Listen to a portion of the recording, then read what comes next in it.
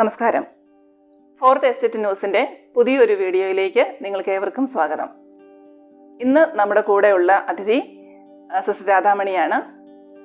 തൊടുപുഴയിൽ നിന്ന് ആദ്യമായി നേഴ്സിംഗ് രംഗത്ത് ദേശീയ അവാർഡും സംസ്ഥാന അവാർഡും കരസ്ഥമാക്കിയ സിസ്റ്ററിനോട് അനേക വർഷത്തെ പരിചയമുള്ള കർമ്മമേഖലയെക്കുറിച്ച് ചോദിച്ചറിയുവാനും നമുക്ക് ഉപകാരപ്രദമായ ധാരാളം കാര്യങ്ങൾ അറിയാനുമാണ് നമ്മളിന്ന് ശ്രമിക്കുന്നത്.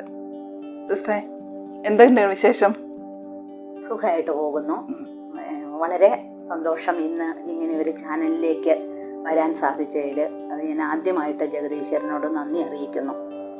ഞങ്ങൾക്ക് ഒരുപാട് കാര്യങ്ങൾ ആരോഗ്യ മേഖലയെക്കുറിച്ച് സിസ്റ്ററിന് അറിയാൻ പറ്റുമെന്ന് തന്നെ വിചാരിക്കുന്നു. കാരണം ഇത്രയും വർഷത്തെ എക്സ്പീരിയൻസ് ഉണ്ടല്ലോ.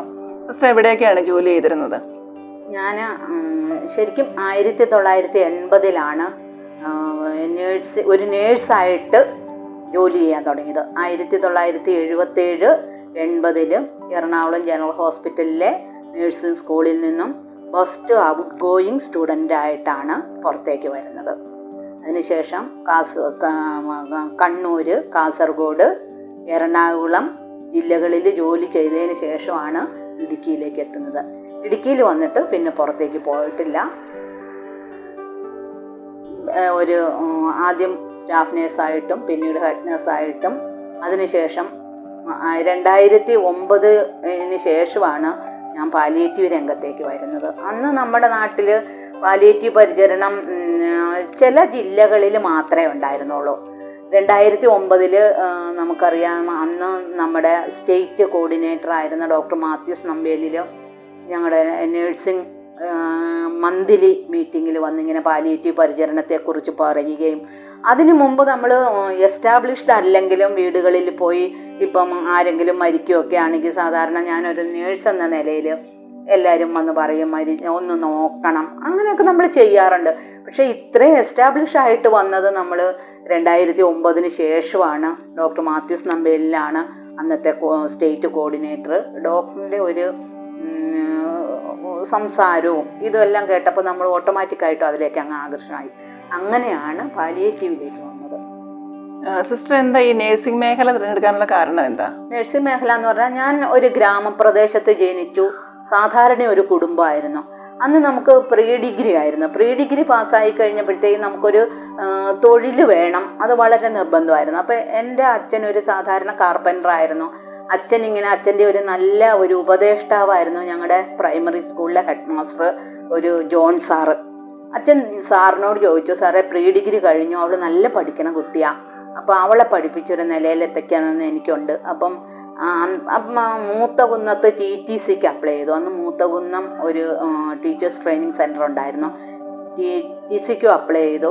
അപ്പം അന്ന് ഗ്രാമപ്രദേശത്ത് പത്രങ്ങൾ മേടിക്കൽ കുറവാണ്. എല്ലാ വീട്ടിലും ഒന്നും പത്രങ്ങൾ മേടിക്കില്ല.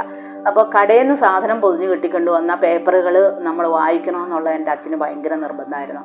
അങ്ങനെ ആ പേപ്പറിൽ നോക്കിയപ്പോഴാണ് എറണാകുളം ജനറൽ ഹോസ്പിറ്റലിലേക്ക് നേഴ്സിങ്ങിന് കുട്ടികളെ എടുക്കുന്നുണ്ടെന്നും പ്രീ ഡിഗ്രി കഴിഞ്ഞവരെയാണ് എടുക്കുന്നത്.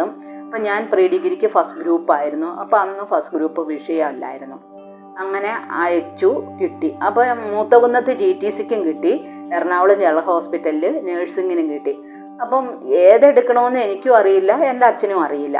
അപ്പോൾ അച്ഛൻ സാറിനോട് ഞാൻ ചോദിച്ചപ്പോൾ സാറ് പറഞ്ഞു, അത് നമുക്ക് ഒരു കാര്യം ചെയ്യാൻ ചേട്ടാ, TTCക്ക് ജോലി കിട്ടാനൊക്കെ പാടാ, നേഴ്സിംഗ് പാസ്സായി കഴിഞ്ഞാൽ ഉടനെ ഗവൺമെൻറ്റിലോ അല്ലെങ്കിൽ പുറത്തേക്കൊക്കെ പോകാനുള്ള സാധ്യതയുണ്ട്, അപ്പോൾ നമുക്ക് നേഴ്സിങ്ങിന് വിട്ടാൽ മതി എന്നും പറഞ്ഞു.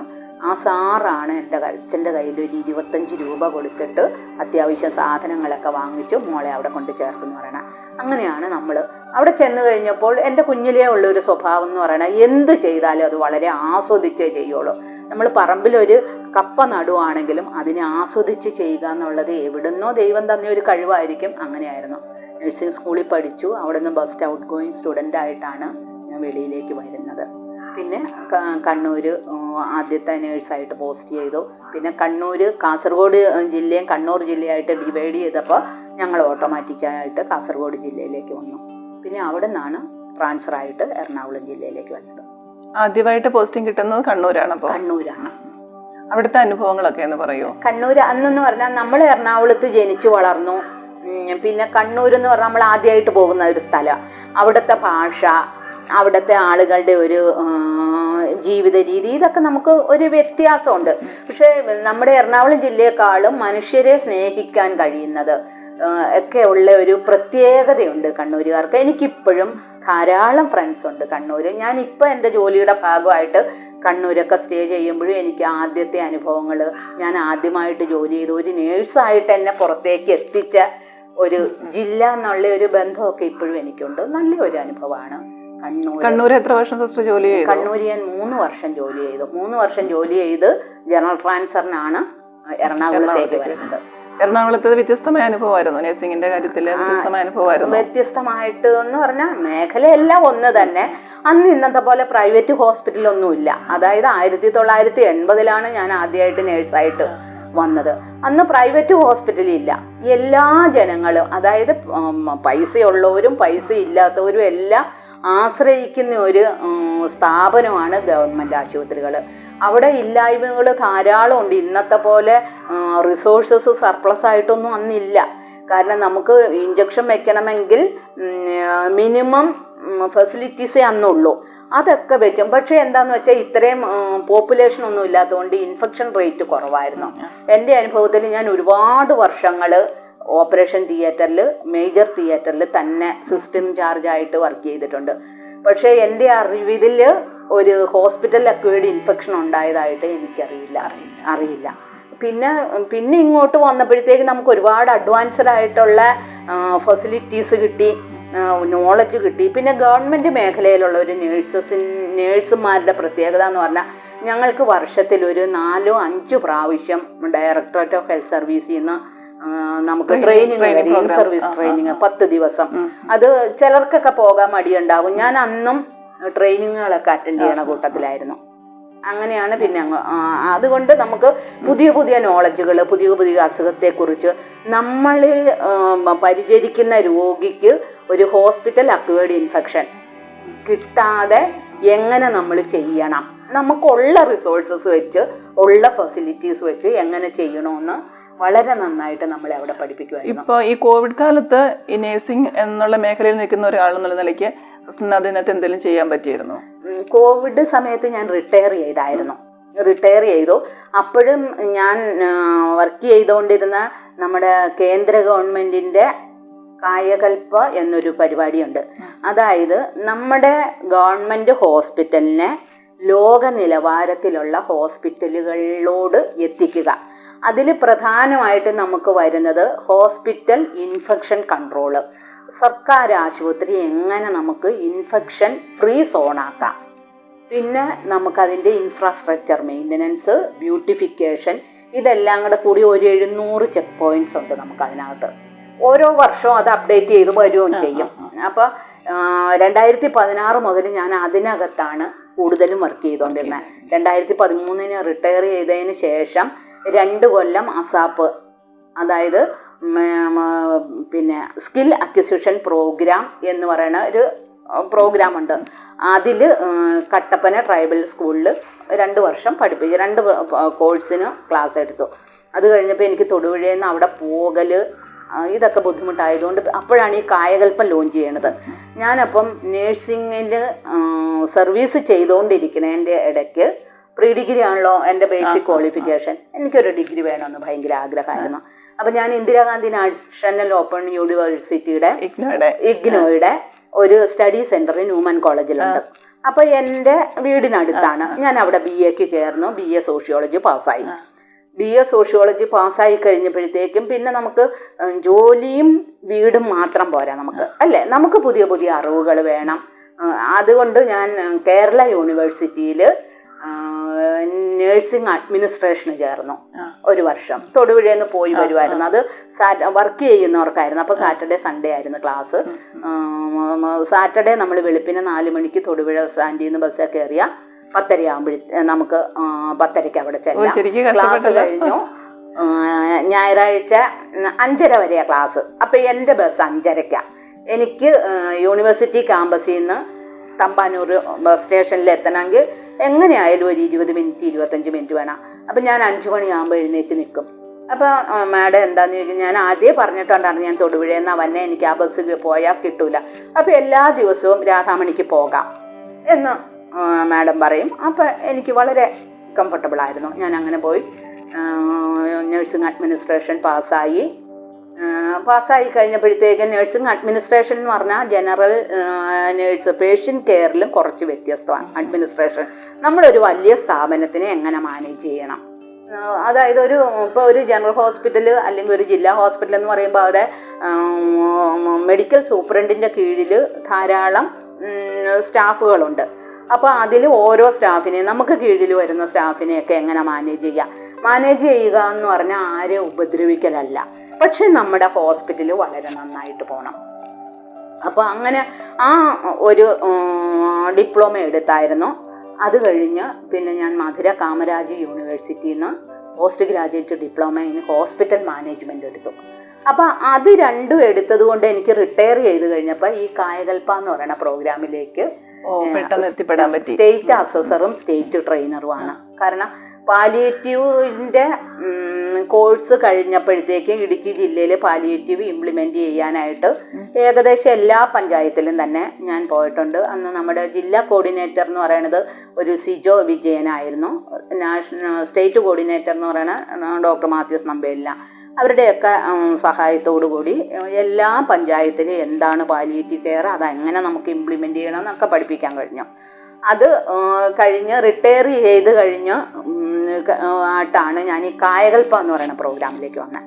അതെന്ന് പറഞ്ഞാൽ നാഷണൽ അസസ്മെൻറ്റ് ആണ് അത് നടക്കുന്നത്. അതിൽ സ്റ്റേറ്റിൻ്റെ ഒരു അസസറും പിന്നെ ട്രെയിനറുമാണ്. എന്താണ് കായകൽപ്പ, അതെങ്ങനെ നമുക്ക് ഹോസ്പിറ്റലിൽ ഇംപ്ലിമെൻ്റ് ചെയ്യണമെന്നൊക്കെ ഏകദേശം ഇടുക്കി ജില്ലയിലുള്ള എല്ലാ പ്രൈമറി ഹെൽത്ത് സെൻറ്റർ മുതൽ നമ്മൾ പഠിപ്പിച്ചു വന്നു. അതിന് എന്നെ ആ ഫീൽഡിലേക്ക് കൊണ്ടുവന്നത് ആർച്ച പ്രദീപ് എന്ന് പറയുന്ന ഒരു ക്വാളിറ്റി ഓഫീസർ ഉണ്ടായിരുന്നു ഇടുക്കി ജില്ലയിൽ. ആ മാഡത്തിൻ്റെ ഒരു സഹായത്തോടെയാണ് ഞാൻ ഇടുക്കി ജില്ലയിലെ ട്രെയിനറായി. ഇടുക്കി ജില്ലയിലെ ട്രെയിനിങ് കഴിഞ്ഞപ്പം പല ജില്ലകളിൽ നിന്നും എന്നെ ട്രെയിനിങ്ങിന് വിളിക്കാറുണ്ട്. അവാർഡിലേക്ക് എത്തിപ്പെടാനുണ്ടായ സാഹചര്യം ഒന്ന് വിശദീകരിക്കുക. അവാർഡിലേക്ക് എത്തിപ്പറ്റിയത് ശരിക്കും സ്റ്റേറ്റ് അവാർഡ് എന്ന് പറയുന്നത് ഒരു ജില്ലയിലെ നമ്മുടെ പെർഫോമൻസ്. അപ്പോൾ അതിൽ ഈ അവാർഡിൻ്റെ മാനദണ്ഡം എന്ന് പറയുന്നത് നേഴ്സിംഗ് വർക്കുകൾ മാത്രമല്ല, എക്സ്ട്രാ നമ്മൾ എത്ര പിന്നെ കാര്യങ്ങൾ പഠിച്ചു, അല്ലെങ്കിൽ എക്സ്ട്രാ നമ്മൾ ഈ നേഴ്സിംഗ് മേഖലയിൽ ഇരുന്നുകൊണ്ട് തന്നെ എത്ര കോഴ്സുകൾ നമുക്ക് അഡീഷണൽ ചെയ്യാൻ പറ്റി, അത് നമ്മുടെ ഡിപ്പാർട്ട്മെൻറ്റിന് എങ്ങനെ ഗുണപ്രദമാകുമെന്ന് ഒന്ന് നോക്കും. നാഷണലിൽ വരുമ്പോൾ അതെല്ലാം സ്കോർ ചെയ്തതിന് ശേഷം പാലിയേറ്റീവ് കെയറിൽ വർക്ക് ചെയ്യുന്ന ആളുകൾക്ക്, പാലിയേറ്റീവ് കെയർ എന്താണെന്ന് നമുക്ക് നല്ലപോലെ അറിയാം. ഞങ്ങളൊക്കെ പാലിയേറ്റീവ് കെയറിലേക്ക് വരുമ്പോൾ നമ്മളെ ഇൻട്രൊഡ്യൂസ് ചെയ്തത് എന്താണെന്ന് വെച്ചാൽ, ചന്തയിലൂടെ 5-6 പെണ്ണുങ്ങൾ മനുഷ്യരെ കുളിപ്പിക്കാൻ നടക്കണില്ലേ, അവരാണ് ഈ പാലിയേറ്റീവ് നേഴ്സ് എന്ന് പറയുന്നത്. അതായത് ചന്തയിലൂടെ ആളുകളെ കുളിപ്പിക്കാൻ നടക്കല്. നമുക്കറിയാം പാലിയേറ്റീവ് കെയർ ഇംപ്ലിമെൻ്റ് ചെയ്യുന്നതിന് മുമ്പേ ഒരു രോഗി നമ്മുടെ വീട്ടിലുണ്ടെങ്കിൽ ആ രോഗിക്ക് വീട്ടുകാർ നോക്കുന്നില്ല നമുക്ക് ഒരിക്കലും പറയാൻ പറ്റൂല.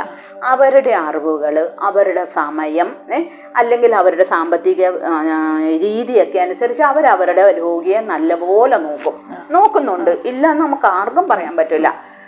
പക്ഷെ അതിന് കുറച്ചുകൂടി ഒരു സയൻറ്റിഫിക് ആയിട്ട് നിങ്ങളുടെ അമ്മയെ ഒന്ന് തിരിച്ചു കിടത്തണമെങ്കിൽ അത് ഇന്ന രീതിയിൽ തിരിച്ചു കിടത്തുവാണെങ്കിൽ അമ്മയ്ക്ക് ഒട്ടും ഒരു ബുദ്ധിമുട്ടില്ലാതെ ഉണ്ടാവില്ല. അത് തന്നെയല്ല, ഒന്ന് മൂത്രമൊഴിച്ച് കിടന്നാൽ ആ തുണി ഒന്ന് മാറ്റി കൊടുത്തെങ്കിൽ മാത്രമേ അവർക്ക് സ്വസ്ഥത ഉണ്ടാവുള്ളൂ. അത് തന്നെയല്ല, നമുക്ക് ഈ ആർട്സിലയിൽ ഏറ്റവും കൂടുതൽ വിയർപ്പുണ്ട്, വിയർപ്പിൽ ഫംഗസ് ഉണ്ടാകും എന്നുള്ളത് അറിയാം അല്ലേ. പിന്നെ ഗ്രോയിൻ, അവർ കിടന്ന് മൂത്രമൊഴിക്കും, ചിലപ്പോൾ വയറ്റിൽ നിന്ന് പോകും. അതൊക്കെ കൃത്യമായിട്ട് തുടച്ച് വൃത്തിയാക്കി അവിടെ ഉണക്കി ഒരു അല്പം പൗഡറൊക്കെ ഇട്ട് കൊടുക്കുകയാണെങ്കിൽ ഫംഗൽ ഇൻഫെക്ഷൻ ഉണ്ടാവില്ല. അത് നമ്മൾ അവരോട് പറഞ്ഞു കൊടുക്കുക. പിന്നെ ഫീമെയിലാണേലും മെയിലാണേലും വെജൈനയും ആ ഭാഗങ്ങളൊക്കെ ഒന്ന് ഷേവ് ചെയ്ത് ആ രോമമൊക്കെ ഒന്ന് മാറ്റി കൊടുക്കുക. സോപ്പിട്ട് കഴുകരുത്. സോപ്പിട്ട് കഴുകിയാൽ നമ്മുടെ നോർമൽ ആ ഫ്ലോറയിലെ ബാസിലസ് അങ്ങ് ചത്തുപോകും. അപ്പോൾ വെറും വെള്ളത്തിൽ നിങ്ങൾ കഴുകിയാൽ മതി. പഴയ തുണി കൊണ്ട് ഒന്ന് ഒപ്പി ആ വെള്ളമൊക്കെ ഒന്ന് കളഞ്ഞാൽ എത്ര അവർക്ക് സന്തോഷമായിരിക്കും, എത്ര സമാധാനം ഉണ്ട് കിടക്കണ. ഇന്ന് നമ്മളെല്ലാവരും രാജാക്കന്മാരായിട്ട് ഓടി നടക്കുന്നു. നാളെ നമ്മളെന്താ? നമ്മൾ ഒരു കട്ടിലേ കിടന്നിട്ട് ഈ ആകാശത്തേക്ക് മാത്രം നോക്കി 4 ഭിത്തിക്കകത്ത് കിടക്കുന്നവരാ അല്ലേ? ആ ഒരു കാഴ്ചപ്പാട് നമുക്ക് എല്ലാവർക്കും, നടക്കുന്ന എല്ലാവർക്കും വേണം. അങ്ങനെ നമ്മുടെ വീട്ടിലുള്ള രോഗികളെ നോക്കാൻ പറ്റുള്ളൂ. നമുക്ക് നമ്മുടെ വീട്ടിലുള്ളതും മാത്രമല്ലല്ലോ, നമ്മുടെ പരിസരത്ത് കിടപ്പിലായവരെയൊക്കെ നോക്കാൻ ഇന്ന് നമ്മുടെ സർക്കാരിൻ്റെയൊക്കെ ഒരു ആർജവം കൊണ്ട് പാലിയേറ്റീവ് പരിചരണം നമ്മുടെ ഇന്ത്യ ഒട്ടാകെ ഒരുപാട് പേർക്ക് അത് ഉപയോഗപ്പെടുന്നുണ്ട്. ഒത്തിരി പേർക്ക് ഉപകാരപ്പെടുക. പിന്നെ നമ്മുടെ ഇടുക്കി ജില്ലയാണ് സമ്പൂർണ്ണ പാലിയേറ്റീവ് ജില്ലയായിട്ട് കേരളത്തിൽ ആദ്യം ഇംപ്ലിമെന്റ് ചെയ്തത്.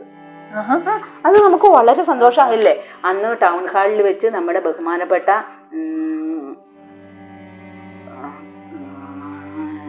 ജലവിഭവ വകുപ്പ് മന്ത്രി PJ ജോസഫ് സാറാണ് ഡിക്ലെയർ ചെയ്തത്. നമുക്കതൊക്കെ ധന്യ മുഹൂർത്തം എന്ന് പറഞ്ഞാൽ നമ്മൾ അതിൻ്റെ ഒരു ഭാഗമായിട്ട് ഒരറ്റത്ത് നമുക്ക് നിൽക്കാൻ പറ്റിയില്ലേ? നമ്മുടെ അറിവുകൾ നമ്മളെല്ലാ പഞ്ചായത്തിലും പഞ്ചായത്ത് അധികൃതരെ പറഞ്ഞു കൊടുത്തു. അതിനുശേഷം നമുക്ക് ആരോഗ്യ വിഭാഗക്കാരെ ഇന്ന പോലെ നമ്മൾ ചെയ്യണം, ആശമാരെ, കമ്മ്യൂണിറ്റി വോളണ്ടിയേഴ്സിനെ ഒരുപാട് പേര് ഇതുകൊണ്ട് ബന്ധപ്പെട്ട് ഒത്തിരി പേര് നിൽപ്പുണ്ടല്ലോ. ഇതിനെല്ലാം എനിക്ക് ഒന്ന് നന്ദി പറയാനുള്ളത് ഡോക്ടർ മാത്യൂസ് നമ്പേലിന സാറിൻ്റെ ഒരു കഴിവും ഇത് നമ്മൾ ഇംപ്ലിമെന്റ് ചെയ്യേണ്ടതാന്ന് നമ്മളെയൊക്കെ ഒന്ന് മനസ്സിലാക്കി തന്നാലല്ലേ നമുക്കത് മറ്റുള്ളവർക്ക് പറഞ്ഞു കൊടുക്കാൻ പറ്റുള്ളൂ.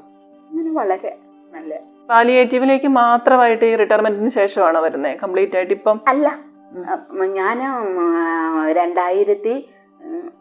2009 പാലിയേറ്റീവ് ട്രെയിനിങ് കഴിഞ്ഞു. പാലിയേറ്റീവ് ട്രെയിനിങ് കഴിഞ്ഞ് ഞാൻ പറഞ്ഞല്ലോ അന്ന് ഒറ്റ ജില്ലകളിലും ഇല്ല. അപ്പം നമ്മുടെ ഇടുക്കി ജില്ലയിൽ നമുക്ക് 56 പഞ്ചായത്താണ് ഉള്ളത്. ഇടമുലക്കുടിയിൽ മാത്രം നമുക്കന്ന് പഞ്ചായത്ത് വന്നിട്ടില്ല.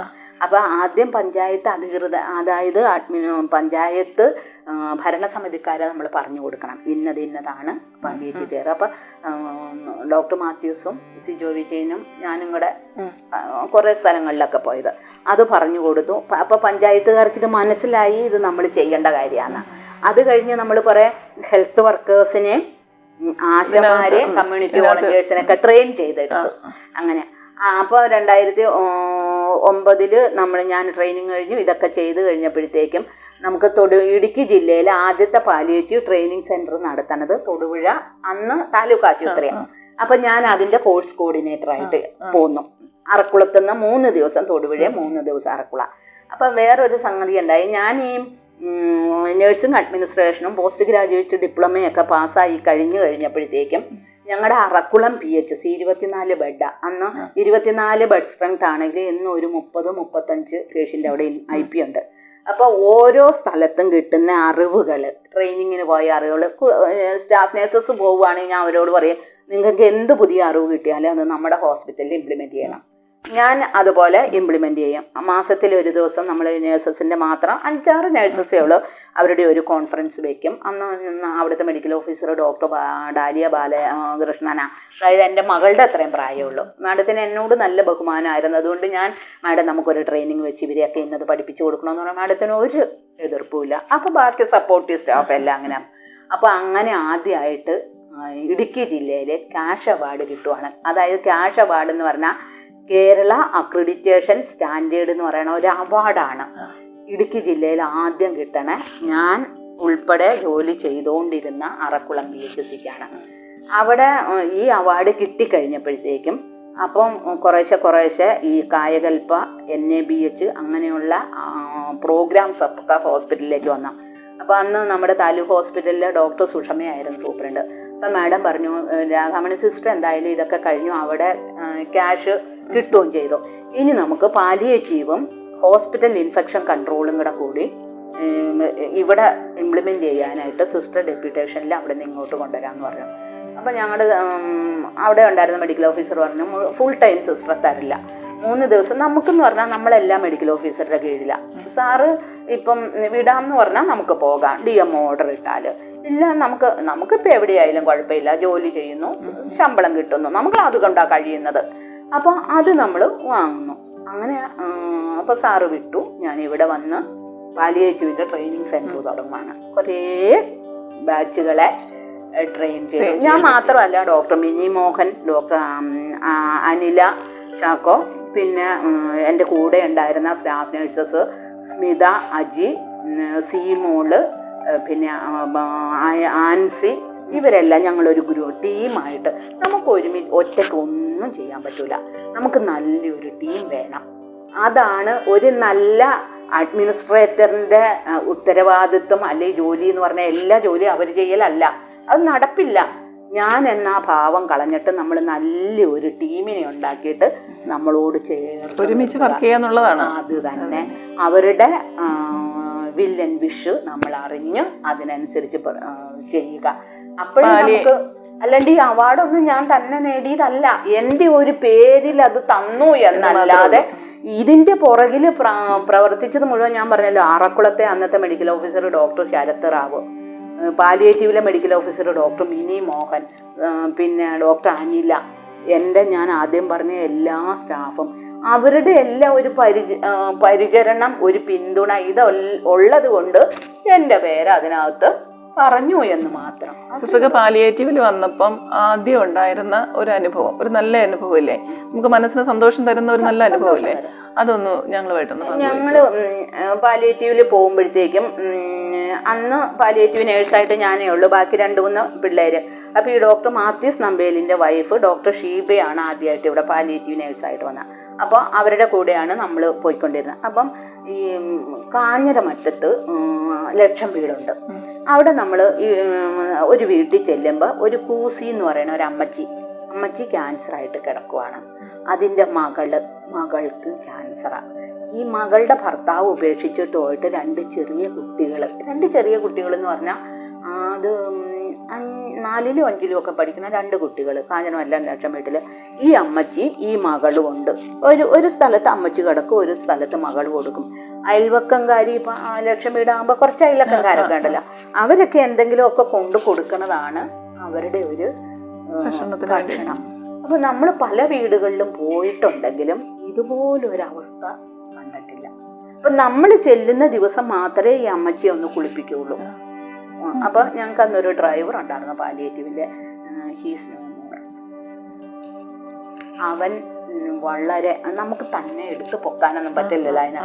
അപ്പോൾ ഈ പയ്യൻ അവൻ ആണ് നമ്മൾക്ക് ഈ പേഷ്യൻറ്റിനെയൊക്കെ ഒന്ന് എടുത്ത് ഹെൽപ്പ് ചെയ്യുന്നത്. അവൻ പിടിക്കുമ്പോഴാണ് ഞങ്ങൾ തേച്ച് കുളിപ്പിക്കുന്നത്. അങ്ങനെയൊക്കെ കുളിപ്പിച്ച അമ്മച്ചിയെ വളരെ, എന്തായാലും മരണത്തോടടുത്തപ്പോൾ അമ്മച്ചി നല്ല സുന്ദരിയായിട്ടാണ് മരിച്ചത്. അത് നമുക്ക് ഒരിക്കലും അങ്ങ് മറക്കാൻ പറ്റില്ല. സന്തോഷത്തിന്റെ അനുഭവം ഉണ്ടായിന്ന് പറഞ്ഞല്ലോ, അപ്പൊ തീർച്ചയായിട്ടും ഒരു ദുഃഖത്തിന്റെ അനുഭവം കൂടെ കാണുമല്ലോ. അപ്പൊ സിസ്റ്ററിന് മറക്കാൻ പറ്റാത്ത ഒരു സങ്കടകരമായ അനുഭവം ഇതിനകത്ത് ഏതായിരുന്നു? ദുഃഖം എന്ന് പറഞ്ഞാലുണ്ടല്ലോ, ഞങ്ങൾ ഈ ശാസ്താംപാറ ഒരു പാറയുടെ മുകളിൽ ഒരു വീട്ടിൽ പോവുകയാണ്. മിനിമാഡം ഉണ്ട്, ഞാനുണ്ട്, പിന്നെ ഞങ്ങളുടെ ഡ്രൈവറുണ്ട്, പിന്നെ ഈ പഠിക്കുന്ന പിള്ളേർ, അവരെ 2 പേരെ കൂട്ടി നമ്മൾ കൊണ്ടുപോകും. ആദ്യത്തെ ട്രെയിനിങ് സെൻറ്റർ തൊടുപുഴ ആയതുകൊണ്ട് എല്ലാ പഞ്ചായത്തിലേക്കും 2 പേരെ വീതം വീടും. നമ്മുടെ കൂടെ 2 പേരുണ്ട്. ഞങ്ങൾ അവിടെ ആശമാരാണ് നമുക്ക് ഈ പേഷ്യൻസിനെ അസൈൻ ചെയ്ത് തരണം. ഇന്നോടത്തൊരു ആശാ വർക്കേഴ്സ്, പിന്നെ പഞ്ചായത്ത് മെമ്പർമാർ, എൻ്റെ വാർഡിൽ ഇങ്ങനെ ഒരു ആളുണ്ട്, അവരെ ഒന്ന് ചെന്ന് നോക്കണമെന്നൊക്കെ നമ്മളോട് വിളിച്ചു പറയും. നമ്മൾ അവിടെ ഒരു വീട്ടിൽ ചെന്നപ്പം ആ വീട്ടിൽ ഒരമ്മ, 2 ആൺമക്കളെന്ന് പറഞ്ഞാൽ നമുക്ക് ഫിസിക്കലി യാതൊരു ബുദ്ധിമുട്ടുമില്ല, പക്ഷെ കുറച്ച് മെൻ്റൽ പ്രോബ്ലംസ് ഉണ്ട്, മെൻ്റൽ ഡിസബിലിറ്റി ഉള്ളതാണ് 2 പിള്ളേരും. അമ്മ തീരെ കിടപ്പ്. ഈ 2 പിള്ളേര് അവർ ഏതോ നിർഭാഗ്യം കൊണ്ട് കഞ്ചാവിന് അഡിക്റ്റായി പോയതാണെന്നാണ് പഞ്ചായത്ത് മെമ്പറോ ഞങ്ങളോട് പറഞ്ഞത്. ഈ ബീഡിയൊക്കെ വലിച്ചിട്ടുണ്ടല്ലോ, ഈ ബീഡി കുറ്റികൾ മാസങ്ങളോളം ഉള്ളത് ഒരു കട്ടിലിൻ്റെ അടിയിലേക്ക് ഞാൻ ഇട്ടേക്കുക. അപ്പോൾ അമ്മ കിടക്കുന്ന കട്ടിൽ ഞങ്ങൾ പതുക്കെ ഇങ്ങ് മാറ്റി നോക്കുമ്പോൾ ഒന്നും പറയണ്ട, ഈ ബീഡിക്കുറ്റി മക്കൾ വലിക്കണതെല്ലാം കട്ടിലിൽ. അമ്മയ്ക്ക് സംസാരിക്കാനൊന്നും പറ്റൂല. മക്കള് ഭക്ഷണം ആരെങ്കിലുമൊക്കെ കൊണ്ട് കൊടുക്കണതായി കഴിക്കണം, വേറെ വരുമാനമൊന്നുമില്ല അവർക്ക്. ഒരു പാറയുടെ മുകളിൽ അവിടെ കയറി ചെല്ലാൻ തന്നെ, അതിൻ്റെ ആ പാറയുടെ മേളിൽ മിനിമാടം വീഴുകയും ചെയ്തു. കാലിന് എന്നിട്ട് ചെറിയ പ്രശ്നമൊക്കെ ഉണ്ടായിരുന്നു. അപ്പോൾ അതങ്ങ് കണ്ടപ്പോൾ നമുക്ക് ശരിക്കും ഈ ഭൂമിയിൽ ഇതുപോലെ ജീവിക്കുന്ന മനുഷ്യരുണ്ടല്ലോ ഉണ്ടല്ലോ. ഇന്നലെ നമ്മൾ പത്രത്തിൽ കണ്ടല്ലോ, റോട്ടിൽ കിടന്നുറങ്ങിയ ആളുകളുടെ ഭയങ്കര ദാരുണമായി. നമുക്കത് നമുക്കതൊന്നും ചിന്തിക്കാൻ പറ്റില്ല. കാരണം നമുക്ക് ദൈവം എന്തോരം സൗകര്യങ്ങൾ തന്നു അല്ലേ, നല്ല വീട് തന്നു, കുടുംബാംഗങ്ങളെ തന്നു. അവരും ഒക്കെ ഈ ഭൂമിയിൽ ജീവിക്കാൻ അർഹതയുള്ളവരല്ലേ. അപ്പൊ ഈ വീട്ടിൽ ചെന്നപ്പോഴത്തേക്ക് അങ്ങ് ആകെ കഷ്ടം. അപ്പൊ പിന്നെ പഞ്ചായത്ത് മെമ്പറെയൊക്കെ വിളിച്ച് നമ്മൾ പറയണ ഒന്നും ഇവർക്ക് മനസ്സിലാകൂലെന്ന് പറഞ്ഞാൽ അവർക്ക് മനസ്സിലാകും, അത് അവർക്ക് ഉൾക്കൊള്ളാൻ കഴിയണില്ല. കാരണം അവർക്ക് കുറച്ച് മെന്റൽ ഡിസബിലിറ്റി ഉണ്ട്. അമ്മയാണെങ്കിൽ തളർന്ന് കിടക്കുന്നു, എന്ത് ചെയ്യാൻ പറ്റും? അപ്പൊ പിന്നെ എന്ത് ചെയ്യും? അപ്പൊ പഞ്ചായത്ത് മെമ്പറോടെല്ലാം പറഞ്ഞു കഴിഞ്ഞപ്പോഴത്തേക്കും നമുക്ക് ഇവരെ ഈ മക്കളെ രണ്ടുപേര് ഏതെങ്കിലും സ്ഥാപനത്തിലേക്ക് മാറ്റിയിട്ട് അമ്മയെ നമുക്കൊരു സ്ഥലത്തേക്ക് മാറ്റാം എന്നുള്ളൊരു ഇതിൽ വന്നു. അപ്പൊ നമുക്ക് വേറെ ആരോടും ചോദിക്കാനില്ല, അയൽവക്കംകാരോടും പഞ്ചായത്ത് അധികൃതരോടും പാലിയേറ്റീവുകാരും ഇത്രയും പേര് കൂടി ഞങ്ങൾ 2-3 പ്രാവശ്യം ആ വീട്ടിൽ പോയി. ഇപ്പൊ നമ്മൾ ചെന്ന് തുടങ്ങിയപ്പോൾ അയൽവക്കം ഈ തന്നെ ആളുകൾ ആരും ആ വീട്ടിലേക്ക് ചെല്ലില്ല. കാരണം അവരുടെ വീട്ടിൽ നിന്ന് വല്ല എടുത്തോണ്ട് പോയി മാനസിക സംഘർഷമുള്ളവരല്ലേ. അപ്പൊ നമ്മൾ ചെന്ന് കഴിഞ്ഞപ്പോൾ അടുത്ത വീട്ടിൽ നിന്ന് 1-2 പേര് വന്നു. അപ്പൊ നമ്മുടെ കൂടെ അവര് ക്ലീൻ ചെയ്യാനായിട്ട് കൂടി. അപ്പൊ വീടൊന്ന് ക്ലീൻ ചെയ്തു, അമ്മയെ ഒന്ന് വൃത്തിയാക്കി. ഇതൊക്കെ കഴിഞ്ഞപ്പോൾ എന്നാൽ പിന്നെ ഈ മക്കളെ 2 പേരെയും ദിവ്യരക്ഷാലയത്തിലാക്കാം എന്ന് പഞ്ചായത്ത് മെമ്പറും എല്ലാവരും കൂടെ തീരുമാനിച്ചു. പാലിയേറ്റീവിൻ്റെ വണ്ടിയിൽ മക്കളെ ദിവ്യരക്ഷാലയത്തിലും കൊണ്ടുവിട്ടു. അമ്മയെ ഞങ്ങൾ ഈ മുതലക്കൊടുത്തൊരു ഓൾഡ് ഏജ് ഹോം ഉണ്ടല്ലോ, അവിടെ കൊണ്ടുവിട്ടു. അപ്പോൾ എപ്പോഴും നമ്മൾ അന്ന് ദിവ്യരക്ഷാലയത്തിലൊക്കെ നമ്മൾ പോകുന്നുണ്ടായിരുന്നു കേട്ടോ, പാലിയേറ്റീവ് കെയറിൽ. അപ്പോൾ അവിടെ ചെല്ലുമ്പോൾ നമ്മൾ 1-2 ദിവസം നിന്നിട്ട് ആ പിള്ളേർ അവിടെ നിന്നില്ല. അവര് അവിടെ നിന്ന് ബഹളം വെച്ച് തിരിച്ചവര് വീട്ടിൽ കൊണ്ടുവിട്ടു. അവര് ഈ മുതലക്കൊടുത്തെ പിന്നെ ഓൾഡ് ഏജ് ഹോമിൽ നിന്ന് നിർബന്ധമായിട്ടും അമ്മയെ വിളിച്ചുകൊണ്ട് വന്നു. ഞങ്ങളുടെ അമ്മയെ ഞങ്ങൾ കൊണ്ടുപോകുമെന്നും പറഞ്ഞു വീണ്ടും വീട്ടിലേക്ക് നമ്മൾ ഒരു 2 ആഴ്ച കഴിഞ്ഞ് വീണ്ടും അപ്പൊ എല്ലാവരും പറഞ്ഞു ഇങ്ങനെ അവരെ കൊണ്ടുപോയി എന്നൊക്കെ പറഞ്ഞു. വീട്ടിൽ ചെന്ന് നോക്കിയപ്പോൾ വീണ്ടും അവസ്ഥ അല്ലേ. നമുക്ക് എന്തെങ്കിലും ഒരു സ്വയബോധം ഉണ്ടെങ്കിൽ അങ്ങനത്തെ എനിക്ക് ഇന്നും എൻ്റെ ജീവിതത്തിൽ ആ ഒരു അനുഭവം. പിന്നെ നിങ്ങളപ്പോ സ്ഥിരമായിട്ട് പോകുന്നുണ്ടായിരുന്നു? അമ്മ മരിച്ചുപോയി. പിന്നെ ഈ പിള്ളേര് 2 പേരും തന്നെയായി. അത് കഴിഞ്ഞ് പിന്നെ എനിക്ക് ഈ ട്രെയിനിങ് സെന്റർ അങ്ങ് നടത്താൻ തുടങ്ങി. പിന്നെ ഹോം കെയറിലേക്ക് അധികം, അപ്പോഴത്തേക്ക് ഹോം കെയർ പോകാൻ നമ്മൾ സ്റ്റാഫിനെയൊക്കെ സജ്ജമാക്കി. പിന്നെ എന്തെങ്കിലും വല്ല റൈൽ സ്റ്റൂപ്പൊക്കെ ഇടാനുണ്ടെങ്കിൽ നമുക്കൊരു രോഗി വീട്ടിലുണ്ടെന്ന് ഓർത്തോ, അപ്പം കിടപ്പ് രോഗിയാണ്. അപ്പം തീർച്ചയായിട്ടും എല്ലാവരും നേഴ്സുമാരല്ലല്ലോ, വീട്ടിലുള്ളവരൊന്നും അങ്ങനെ അറിയത്തില്ലാത്തവരായിരിക്കുമല്ലോ. അപ്പം എങ്ങനെയാണ് അതിൻ്റെ പ്രാഥമിക ഒരു കാര്യം എന്തൊക്കെ ചെയ്യാൻ പറ്റും ഒരു കിടപ്പ് രോഗിക്ക്? ഇപ്പം ഒരു തീരെ കിടക്കണ രോഗിയാണ്, നമ്മുടെ ആദ്യത്തെ ഉദ്ദേശം എന്നാന്ന് വെച്ചാൽ ഈ കിടക്കണയാളെ എങ്ങനെയെങ്കിലും പതുക്കെ ഒന്ന് എഴുന്നേൽപ്പിച്ചിരുത്തണം. ഇരിക്കാൻ പറ്റുന്ന ആളാണെങ്കിൽ അതിനെ ഒന്ന് എഴുന്നേൽപ്പിച്ച് നിർത്തണം. ഇതാണ് നമ്മുടെ ആദ്യത്തെ ഉദ്ദേശം. ഇപ്പൊ തീരെ കിടപ്പിൽ ഉള്ള രോഗിയാണെങ്കിൽ എല്ലാ കാര്യവും അവർക്ക് ചെയ്തു കൊടുക്കണം അല്ലേ. അതിന് ഏറ്റവും പ്രധാനം ഒരു മുറിയോ ഒരു കട്ടിലോ എല്ലാ വീട്ടിലും ഒന്നും ഉണ്ടാവും നമുക്ക് പറയാൻ പറ്റില്ല, കാരണം നമ്മുടെ അനുഭവത്തിൽ നിന്നാണ്. അപ്പൊ ഉള്ള സ്ഥലം ഒന്ന് വൃത്തിയാക്കി ആദ്യം ആ മുറിക്കൊരു വൃത്തി, അതാണ് നമ്മൾ പറഞ്ഞു കൊടുക്കുന്നത്. ആ മുറി ഉള്ള സൗകര്യങ്ങൾ വെച്ച് ഒന്ന് വൃത്തിയാക്കി ഇടുക. പിന്നെ ഈ പേഷ്യൻറ്റിന് കഴിവതും നമ്മൾ വന്ന ദിവസം നമ്മൾ കുളിപ്പിക്കും, ഇല്ലെങ്കിൽ വീട്ടുകാരൊന്ന് അവർ വെള്ളം ഒഴിച്ച് കുളിപ്പിക്കണ്ട, ഒന്ന് തുടപ്പിക്കുമ്പോൾ അതിന് നേഴ്സിങ്ങിൻ്റെ ആ സിസ്റ്റം എന്ന് പറയണ അതിനൊരു സിസ്റ്റം ഉണ്ട്. ആ സിസ്റ്റം അനുസരിച്ചാണ് നമ്മൾ പറഞ്ഞു കൊടുക്കുന്നത്. അത് നമ്മൾ ആദ്യം വെള്ളം തുണിയിൽ നനച്ച് മുഖം തുടയ്ക്കുമ്പോൾ നമ്മൾ ഒരു പകുതി ഭാഗം താഴേക്ക് തുടയ്ക്കും, അടുത്ത പകുതി ഭാഗം അവിടെ നിന്ന് ഇങ്ങോട്ട് തുടയ്ക്കും. അങ്ങനെ ചിലപ്പോൾ 2, 3, 4 തവണ തുടച്ചാലായിരിക്കും മുഖം ഒന്ന് വൃത്തിയാകുക. കണ്ണ് തുടയ്ക്കുമ്പോൾ നമ്മൾ എപ്പോഴും പറഞ്ഞു കൊടുക്കും 2 പഴയ തുണിക്കഷ്ണം എടുത്ത് ഈ ഇളം ചൂടുള്ള വെള്ളത്തിലേക്ക് ഇട്ടിട്ട് അത് 2 കൈയിലും ഇങ്ങനെ പിടിക്കുക, ഒന്നങ്ങ് പിഴിയുക. ഈ കണ്ണിൻ്റെ കുഴിയിൽ നിന്ന് പുറത്തേക്കാണ് നമ്മൾ തുടയ്ക്കാറുള്ളത്. കാരണം നമുക്കറിയാം നമ്മുടെ കണ്ണുനീര് പുറത്തേക്ക് വരുന്ന 2 ചെറിയ ഹോളുകളുണ്ട് ഈ കണ്ണിൻ്റെ ഈ ഭാഗത്ത്. ഇവിടെ നിന്ന് ഇങ്ങോട്ട് തുടയ്ക്കുമ്പോൾ ഇവിടെയുള്ള രോഗാണുക്കളെല്ലാം ആ ദ്വാരത്തിലൂടെ താഴേക്ക് പോകും. അത് വരാതിരിക്കാൻ 2 കൈ കൊണ്ടും ഒരുമിച്ച് ഇങ്ങനെ അങ്ങ് തുടയ്ക്കുക. അങ്ങനെ തുടയ്ക്കാൻ പറഞ്ഞു കൊടുക്കും. പിന്നെ വായ 2 പ്രാവശ്യം എന്തായാലും നിങ്ങൾ പേസ്റ്റും ബ്രഷും ഒന്നും ഉപയോഗിക്കണ്ട. ഈ ഈ കുഞ്ഞു പിള്ളേരെ പല്ല് തേപ്പിക്കണ ബേബി ബ്രഷ് ഉണ്ട്. ആ ബേബി ബ്രഷ് ഒരു ശകല ഉപ്പ് വെള്ളത്തിലോ അതിനകത്തേക്ക് ഒരു തുള്ളി നാരങ്ങ നീരും കൂടി ഒഴിച്ചാൽ അത് ഉപയോഗിച്ച് പല്ലും മോണെ നാക്കും ഒക്കെ അതുകൊണ്ട് കാരണം വെള്ളം വായിൽ ഒഴിച്ചു കൊടുത്ത് തുപ്പാൻ അവർക്ക് പറ്റില്ല. ഇങ്ങനെ ഒരു 2 പ്രാവശ്യം ചെയ്യുവാണെങ്കിൽ വായിലെന്ന് പറഞ്ഞാൽ കിടക്കണ രോഗികളുടെ വായിലെല്ലാം പൂപ്പല് കാണും. അപ്പൊ നമ്മള് നോക്കുമ്പോ വായില് പൂപ്പൽ അത് വാ ക്ലീൻ അല്ലാത്തത് കൊണ്ട് ഫംഗൽ ഇൻഫെക്ഷൻ ആയി പൂപ്പൽ എന്ന് പറയുന്നത്. പൂപ്പല് കൂടി തൊണ്ടയിലെല്ലാം വന്നാൽ ഇതുങ്ങൾക്ക് ഒരു തുള്ളി വെള്ളം പോലും താഴോട്ട് ഇറക്കാൻ പറ്റൂല.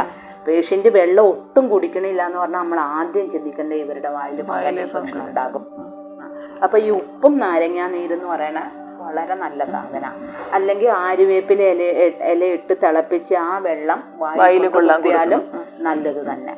അപ്പൊ ഈ ബേബി ബ്രഷ് കൊണ്ട് ആദ്യകാലത്തൊക്കെ കയ്യിൽ തുണി ചുറ്റി എന്നൊക്കെ പറഞ്ഞാൽ അത് ഈ നമുക്കും കയ്യിൽ എന്തെങ്കിലും ഇൻഫെക്ഷൻ ഉണ്ടെങ്കിൽ ആ ഇൻഫെക്ഷൻ നമുക്ക് പിടിക്കും, നമ്മുടെ ഇൻഫെക്ഷൻ പേഷ്യന്റിനും പിടിക്കും.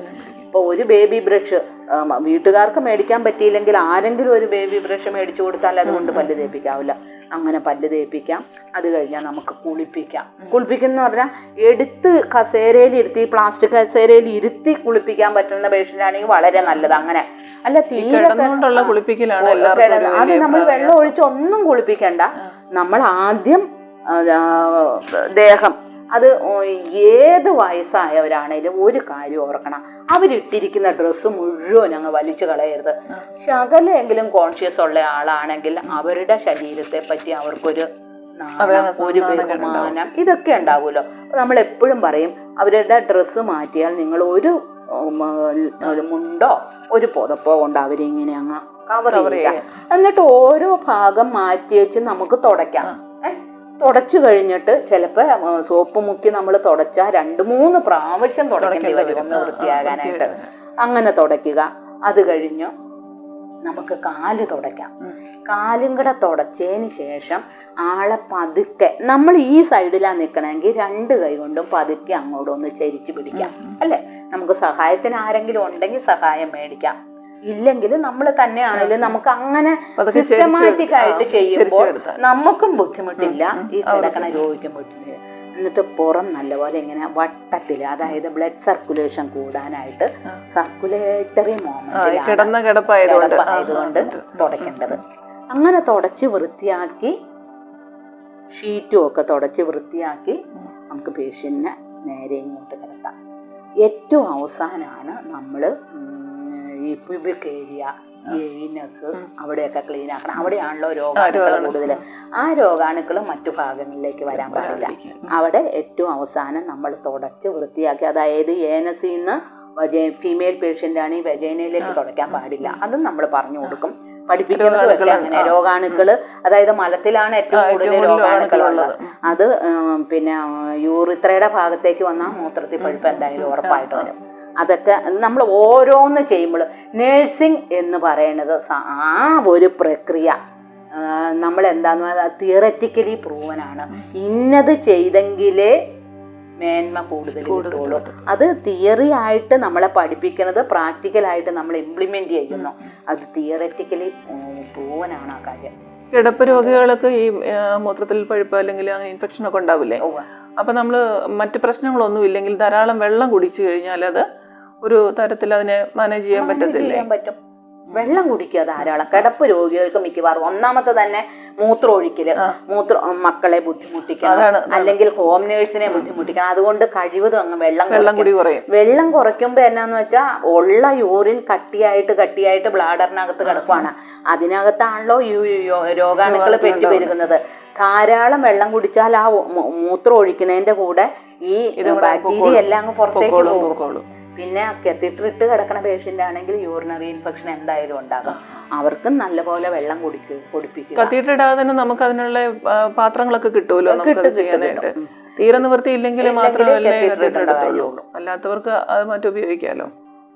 പാലിയേറ്റീവിലെ പ്രാഥമികമായിട്ടുള്ള കാര്യങ്ങളാണ് ഇപ്പോൾ സിസ്റ്റർ നമ്മൾ പറഞ്ഞത്. അപ്പോൾ ഇതിനകത്ത് ഒരു ഇതിന് വേണ്ടിയിട്ട് നിൽക്കുന്ന ഇപ്പോൾ വീട്ടിൽ കിടപ്പ് രോഗികളായിട്ടുള്ള ആളുകളുള്ള വീടുകളിൽ നിന്ന് ആളുകൾക്ക് ഒരു ട്രെയിനിങ് പ്രോഗ്രാം ഒക്കെ നമുക്ക് അറേഞ്ച് ചെയ്യാൻ പറ്റത്തില്ലേ? തീർച്ചയായിട്ടും അറേഞ്ച് ചെയ്യാം. അത്തരം ട്രെയിനിങ് പ്രോഗ്രാമുകൾ സിസ്റ്റർ പങ്കെടുത്തിട്ടുണ്ടോ? അപ്പോൾ നമ്മൾ ട്രെയിനിങ് കൊടുക്കലായിരുന്നു. അല്ല, ഇങ്ങനെ വീട്ടുകാർക്ക് കാരണം നമ്മൾ ഗവൺമെന്റിന്റെ തന്നെ പോളിസി ഉണ്ട്, കമ്മ്യൂണിറ്റി നേഴ്സസിനെ കണ്ടുപിടിക്കുക. പിന്നെ നമ്മൾ വീട്ടിൽ ചെല്ലുമ്പോൾ എപ്പോഴും പറയും, ഹോം നേഴ്സ് അവിടെ നിൽപ്പുണ്ടെങ്കിൽ അവർക്ക് എല്ലാ ഹോം നേഴ്സിനും ട്രെയിനിങ് കിട്ടിയതാന്ന് നമ്മൾ പറയില്ല. അപ്പൊ ചില പേഷ്യന്റ് ഇൻസുലിൻ കുത്തേണ്ടി വരും. അപ്പൊ എങ്ങനെയാണ് ഇൻസുലിൻ എടുക്കാന്ന് പറയുന്നത് വലിയൊരു കാര്യം. ഈ ഹോം നേഴ്സിനെ നമ്മൾ പഠിപ്പിച്ചു കൊടുക്കും എങ്ങനെയാണ് ഇൻസുലിൻ എടുക്കേണ്ടത്, കൃത്യ അളവ് നോക്കണം, ഇൻസുലിൻ എങ്ങനെയാണ് കുത്തേണ്ടത്, കുത്തിക്കഴിഞ്ഞാൽ ഒത്തിരി തിരുമാൻ പാടില്ല. അതുപോലെ തന്നെ ഈ ഗ്ലൂക്കോമീറ്റർ വെച്ച് എങ്ങനെ നമുക്ക് റീഡിങ് കണ്ടുപിടിക്കാം. മിക്കവാറും വീടുകളിലുണ്ട് മീറ്ററുകളൊക്കെ ഉണ്ടോ. അതൊക്കെ നമ്മൾ അങ്ങനെയുള്ള സാധനങ്ങളെല്ലാം നമ്മൾ. പിന്നെ കോവിഡിന്റെ അത് കഴിഞ്ഞപ്പോഴത്തേക്കും ഈ ഓക്സിജൻ സാച്ചുറേഷൻ ആളുകൾക്ക് കുറഞ്ഞു പോകുമായിരുന്നു. അപ്പൊ നമുക്ക് ഓക്സിമീറ്റർ, പൾസ് ഓക്സിമീറ്റർ വെച്ച് എങ്ങനെയാണ് ഓക്സിജന്റെ അളവ് അറിയണത്, ഇതെല്ലാം നമ്മൾ വീട്ടുകാർക്കും പറഞ്ഞു കൊടുക്കും, അവിടെ നിൽക്കുന്ന ഹോം നേഴ്സസിനും പറഞ്ഞു കൊടുക്കും.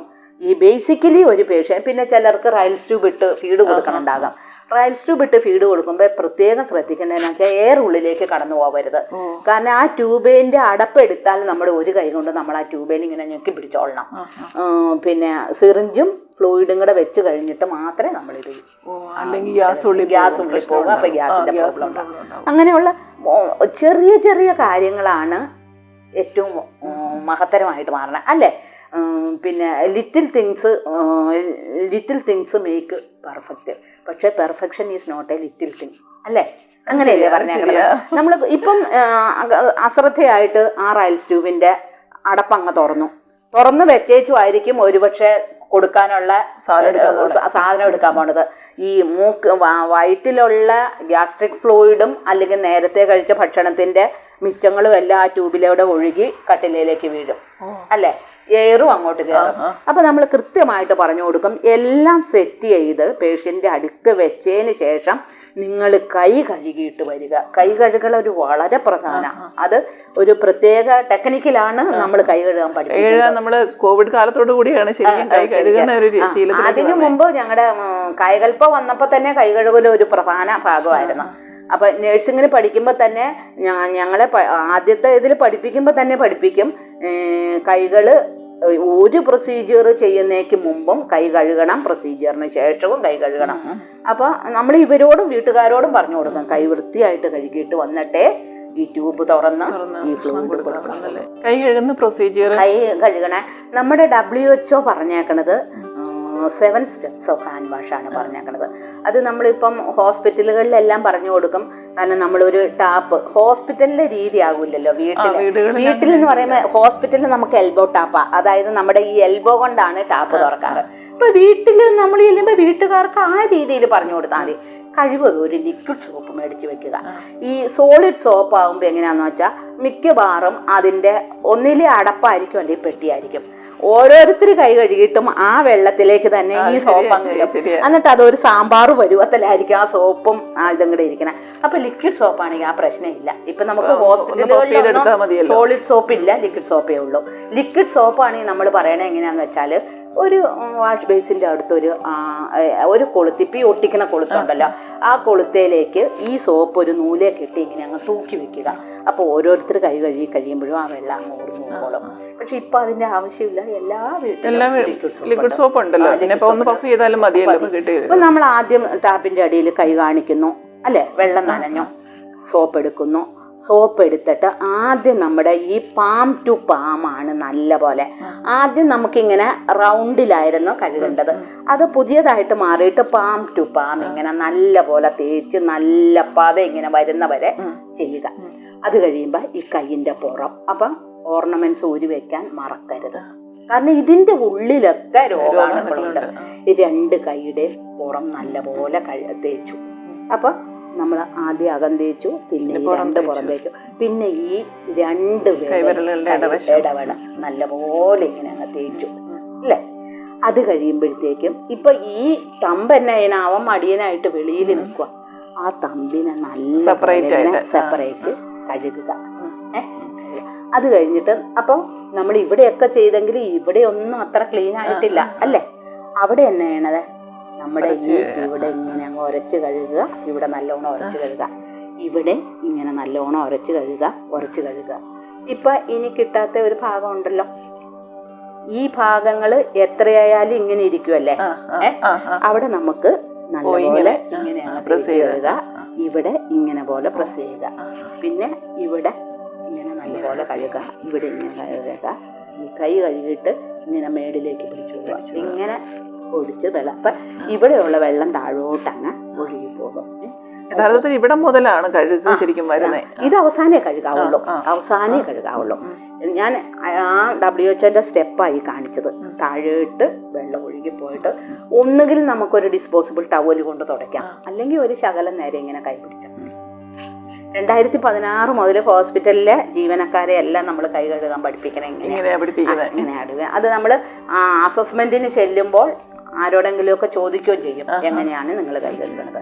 അങ്ങനെയാണ് നമ്മൾ അസസ് ചെയ്യുന്നത്. അതായത് 700 ചെക്ക് പോയിന്റ്സ് അസസ് ചെയ്ത് അതിൽ ടോപ്പ് സ്കോളറെ കണ്ടുപിടിക്കുമ്പോഴാണ് അവർക്ക് 50 ലക്ഷം രൂപ ഇനം കിട്ടുന്നത്. അപ്പൊ അതൊക്കെ ഭയങ്കര ഒരു എന്താ പറയണ മത്സരമാണ് ആ ഫീൽഡില്. അതുകൊണ്ട് തന്നെ ഗവൺമെന്റ് ഹോസ്പിറ്റലിന്റെ മുഖച്ഛായ ഒത്തിരി മാറുകയും ചെയ്തു. നമുക്ക് ഈ കോവിഡിന് ശേഷം ആരോഗ്യരംഗത്ത് വന്ന ഒരുപാട് മാറ്റങ്ങളുണ്ടല്ലോ. അപ്പോൾ സിസ്റ്ററിന് അങ്ങനെയുള്ള എന്ത് മാറ്റമാണ് കോവിഡിന് ശേഷം ആരോഗ്യരംഗത്ത് വന്ന മാറ്റങ്ങളെ ഒന്ന് വിശദീകരിക്കാം. അപ്പം നമുക്ക് കോവിഡിന് ശേഷം ആരോഗ്യരംഗത്ത് വന്ന ഒരു മാറ്റം എന്ന് പറഞ്ഞാൽ എല്ലാവരും മാസ്ക് ഉപയോഗിക്കുക. മാസ്ക് ഉപയോഗിച്ചപ്പോൾ റെസ്പിറേറ്ററി ഇൻഫെക്ഷൻസ് ഒരുപാട് കുറഞ്ഞു. അലർജിക് ഇൻഫെക്ഷൻസ് ഡിസീസസ് ഒരുപാട് കുറഞ്ഞു. ഞാൻ പറയണേ, എന്നും നമ്മൾ മാസ്ക് വെക്കുന്ന ഒരു സംസ്കാരം ഉണ്ടാക്കുവാണെങ്കിൽ നമ്മുടെ ഹോസ്പിറ്റലിലൊക്കെ താനെ പേഷ്യൻസിന്റെ നമ്പർ കുറയും. ഞാൻ എൻ്റെ മാസ്ക് മാറ്റിയത് കുറച്ച് ദിവസങ്ങളായിട്ടുള്ളൂ. ഞാൻ ഇന്നിപ്പോൾ മാസ്ക് വെക്കാൻ ഇതുപോലെ ഒരു അഭിമുഖമാണല്ലോ എന്ന് പറഞ്ഞാൽ അല്ലെങ്കിൽ മിക്കവാറും മാസ്ക് വെക്കുന്നുണ്ട്. എനിക്കൊരു അസുഖം ഉണ്ടായതുകൊണ്ട്, ഇമ്മ്യൂണോ സപ്രസൻ്റ് ആയതുകൊണ്ട് മാസ്ക് ഞാൻ മസ്റ്റായിട്ട് വെക്കും. എൻ്റെ ഹസ്ബൻഡ് ഇപ്പോഴും മാസ്ക് വെക്കുന്നുണ്ട്. പുള്ളിക്ക് കുറച്ച് റെസ്പിറേറ്ററി ഡിസ്ട്രസ് ഉണ്ട്. അപ്പോൾ ആദ്യം പുള്ളിക്ക് ഭയങ്കര ശ്വാസം മുട്ടലാക്കാന്ന് പറഞ്ഞു. പക്ഷെ മാസ്ക് മസ്റ്റ് ആയപ്പോൾ വെച്ച് ഇപ്പൊ പുള്ളി എപ്പോഴും മാസ്ക് വെച്ചോണ്ടേ നടക്കുള്ളൂ. ഒന്ന് നമുക്ക് മാസ്ക് ഉപയോഗിക്കാനുള്ള ശീലം വന്നു. മറ്റൊന്ന് ഈ കൈ കഴുകല്. പിന്നെ നമ്മൾ ഈ ഒരുപാട് ഈ ജനങ്ങൾ കൂടി നിൽക്കണതിലേക്ക് തള്ളി കയറാൻ നമുക്കൊരു മടി വന്നു. അതായത് സോഷ്യൽ ഡിസ്റ്റൻസ് കീപ്പ് ചെയ്യാനായിട്ട് നമ്മൾ തന്നെ പഠിച്ചു.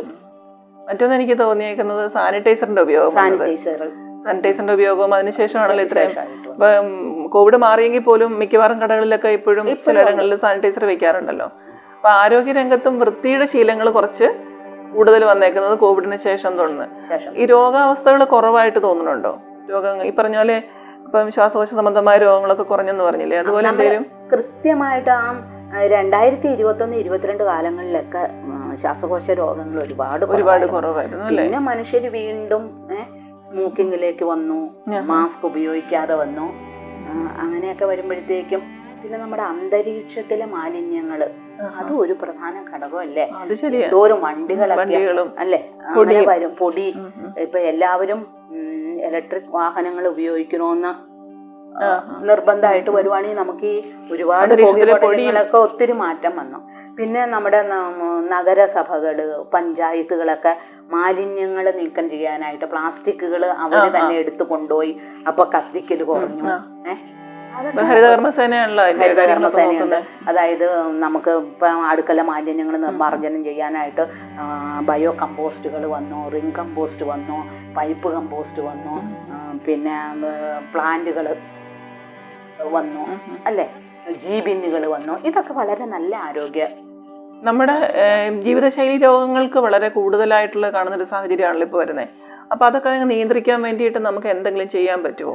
ജീവിതശൈലി രോഗങ്ങൾ കൂടുതൽ വരണം നമ്മൾ തന്നെ വരുത്തി വെക്കണമെന്നാണ് എൻ്റെ ഒരു 50 വർഷം മുമ്പ് ഇത്തരം പ്രമേഹ രോഗങ്ങളൊന്നും ഇല്ലായിരുന്നല്ലോ. കാരണം എന്താ വെച്ചാൽ ഇപ്പോഴത്തെ നമുക്ക് എല്ലാ സൗകര്യങ്ങളും വന്നു അല്ലേ.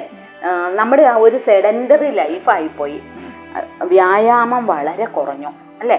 മറ്റത് നമ്മുടെ അച്ഛനപ്പൂപ്പന്മാരൊക്കെ പറമ്പുകളിലൊക്കെ നല്ലോണം പണിയത്. പക്ഷെ നമ്മൾ ഉയരാതിരിക്കരുത്.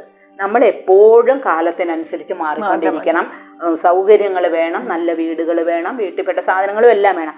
പക്ഷെ നമ്മുടെ മടി കൊള്ളൂല, നമ്മൾ മടി മാറ്റുക. അപ്പോൾ നമുക്ക് എത്ര ജോലി തിരക്കാണെങ്കിലും 1 മണിക്കൂർ നമ്മൾ കൃത്യമായിട്ട് വ്യായാമം ചെയ്യുക. യോഗ പോലെയുള്ള വ്യായാമങ്ങൾ. അല്ലെങ്കിൽ ഇപ്പം ഇപ്പം എല്ലാവർക്കും വണ്ടികളുണ്ട്, ശരിയാ. ഒരു ചെറിയ ദൂരം അങ്ങ് ഇപ്പം നമ്മുടെ കൊച്ചിനോട് കടയിൽ പോയി ഒരു സാധനം മേടിച്ചുകൊണ്ട് വരാൻ പറഞ്ഞാൽ വണ്ടി എടുക്കും അല്ലെ.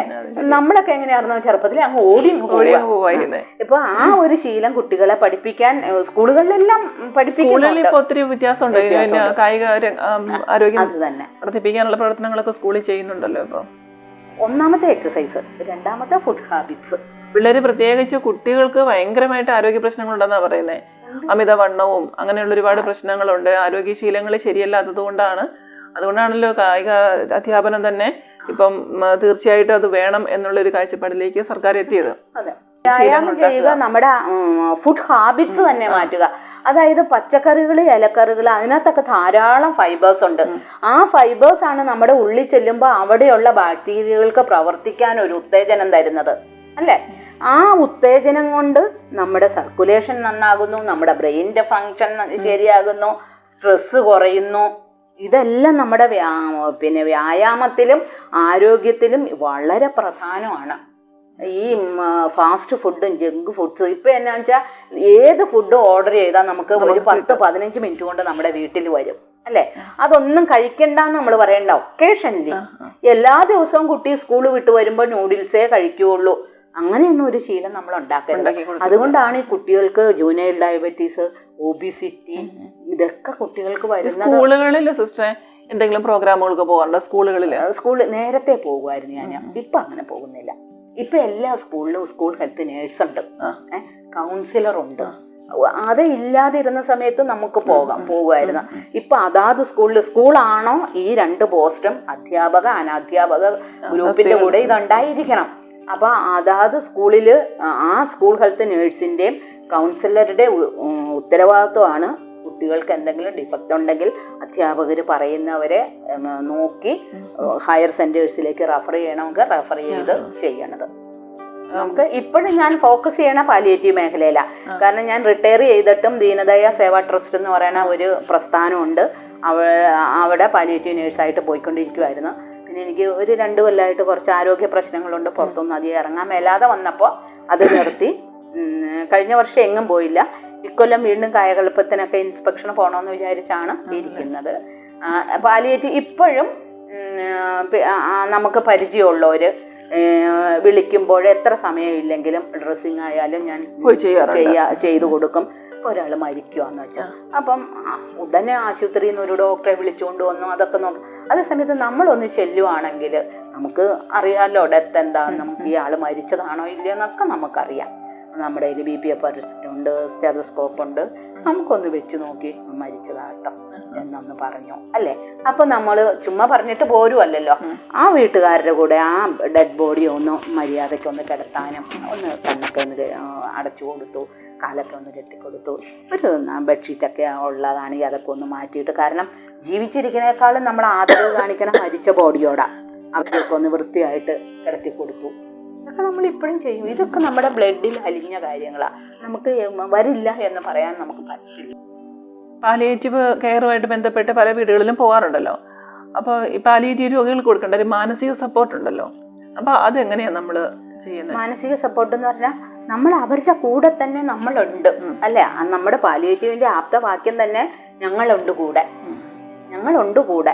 അപ്പോൾ അവർ വിചാരിക്കും എനിക്ക് എന്തെങ്കിലും ഒരു പ്രശ്നം ഉണ്ടെങ്കിൽ പാലിയേറ്റീവിലെ സിസ്റ്റർമാരെ വിളിച്ചാൽ വരും അല്ലേ. അല്ലെങ്കിൽ അവർ എൻ്റെ മക്കളോട് പറഞ്ഞു കൊടുത്തിട്ടുണ്ട് എങ്ങനെ ചെയ്യണം. നമ്മൾ വീട്ടുകാരോടും പറയും, വീട്ടിലുള്ള വീട്ടുകാർക്ക് ഒരു മാനസിക സപ്പോർട്ട് വേണം. ഇതിങ്ങനെയാണ്. ചിലപ്പോൾ അവർ നമ്മൾ ഉണ്ടാക്കി കൊടുക്കുന്ന സാധനത്തിന് കുറ്റം പറഞ്ഞെന്ന് വരും. അത് അവരുടെ ഒരു കുറ്റമല്ല, അവരുടെ വയസ്സാകുമ്പോൾ അവരുടെ ടേസ്റ്റ് ബഡ്സ് ഒക്കെ നശിക്കണോണ്ടാണ് അല്ലേ അങ്ങനെ പറയുന്നത്. അപ്പം നമ്മളത് മൈൻഡ് ചെയ്യണ്ട. നമ്മളും ഈ അവസ്ഥയിലേക്ക് വരും. അവസാനം കൊണ്ട് എത്തിക്കുന്നത് നമ്മൾ അങ്ങനെയാണ്. നമ്മൾ ഈ അവസ്ഥയിലേക്ക് വരും. അപ്പം നമുക്കും ഇതൊക്കെ തന്നെ ആയിരിക്കും അനുഭവങ്ങൾ. അപ്പം ഇവരെ നമുക്ക് നിങ്ങൾ ആര് നോക്കുന്നില്ല എന്ന് നമുക്ക് പറയാൻ പറ്റൂല. എല്ലാ വീട്ടുകാരും അവരുടെ അറിവും പരിചയവും വെച്ച് അവർ നോക്കുന്നുണ്ട്. പിന്നെ പാലിയേറ്റീവുകാർ കുറച്ചുകൂടി നല്ലപോലെ എങ്ങനെ നോക്കാം, സയന്റിഫിക് ആയിട്ട് അത് തന്നെ. അപ്പൊ ഈ പേഷ്യന്റിനൊരു മാനസികവും ശാരീരികവുമായിട്ടുള്ള സപ്പോർട്ടാണ് കൊടുക്കുന്നത്. അവരോട് കുറച്ച് നേരം വർത്താനം പറയുക, അവരുടെ കയ്യിലൊക്കെ ഒന്ന് പിടിക്കുക അല്ലെ. എന്തെങ്കിലും കരയുവാണെങ്കിൽ അവരെ ഒന്ന്, ഇതാണ് സാന്ത്വനം എന്ന് പറയുന്നത് അല്ലെ. ഒന്ന് സാന്ത്വനിപ്പിക്കുക. ചിലപ്പം മക്കൾ വന്ന് പറയും ഇതൊക്കെ കള്ളക്കരച്ചില എന്ന് പറയുമ്പോൾ നമുക്കത് അംഗീകരിക്കാൻ പറ്റില്ല. അവര് പറഞ്ഞോട്ടെ, നമ്മൾ അവരെയും പഠിപ്പിക്കാൻ പോകുന്നില്ല അല്ലേ. നിങ്ങൾ അങ്ങനെ പറയരുതെന്ന് നമുക്ക് പറയേണ്ട കാര്യമില്ല. നമ്മളൊന്ന് സപ്പോർട്ട് ചെയ്യുക, ഈ കിടക്കുന്ന രോഗിയെ അല്ലെങ്കിൽ അവരുടെ കൈയെടുത്ത് നമ്മുടെ മടിയിലൊന്ന് വെക്കുക. പിന്നെ ആ കൈയൊന്ന് പതുക്കെ തടവി കൊടുക്കുമ്പോൾ ഓ എന്നെ സ്നേഹിക്കാനും ആൾക്കാരുണ്ട്, നമ്മുടെ ഇത് ഞങ്ങളുണ്ട് കൂടെ, ഒന്നും വിഷമിക്കണ്ട, ഞങ്ങളുണ്ട് കൂടെ എന്ന് പറഞ്ഞാൽ എല്ലാ കാര്യങ്ങളും പാലിയേറ്റീവുകാർക്ക് തന്നെ ചെയ്തു കൊടുക്കാൻ പറ്റൂലല്ലോ. അതിനാണ് നമ്മൾ വീട്ടുകാരെയും അയൽവക്കത്തുള്ളവരെയും എല്ലാം ഇതൊക്കെ ഇങ്ങനെ പറഞ്ഞു കൊടുക്കുന്നത് അല്ലേ.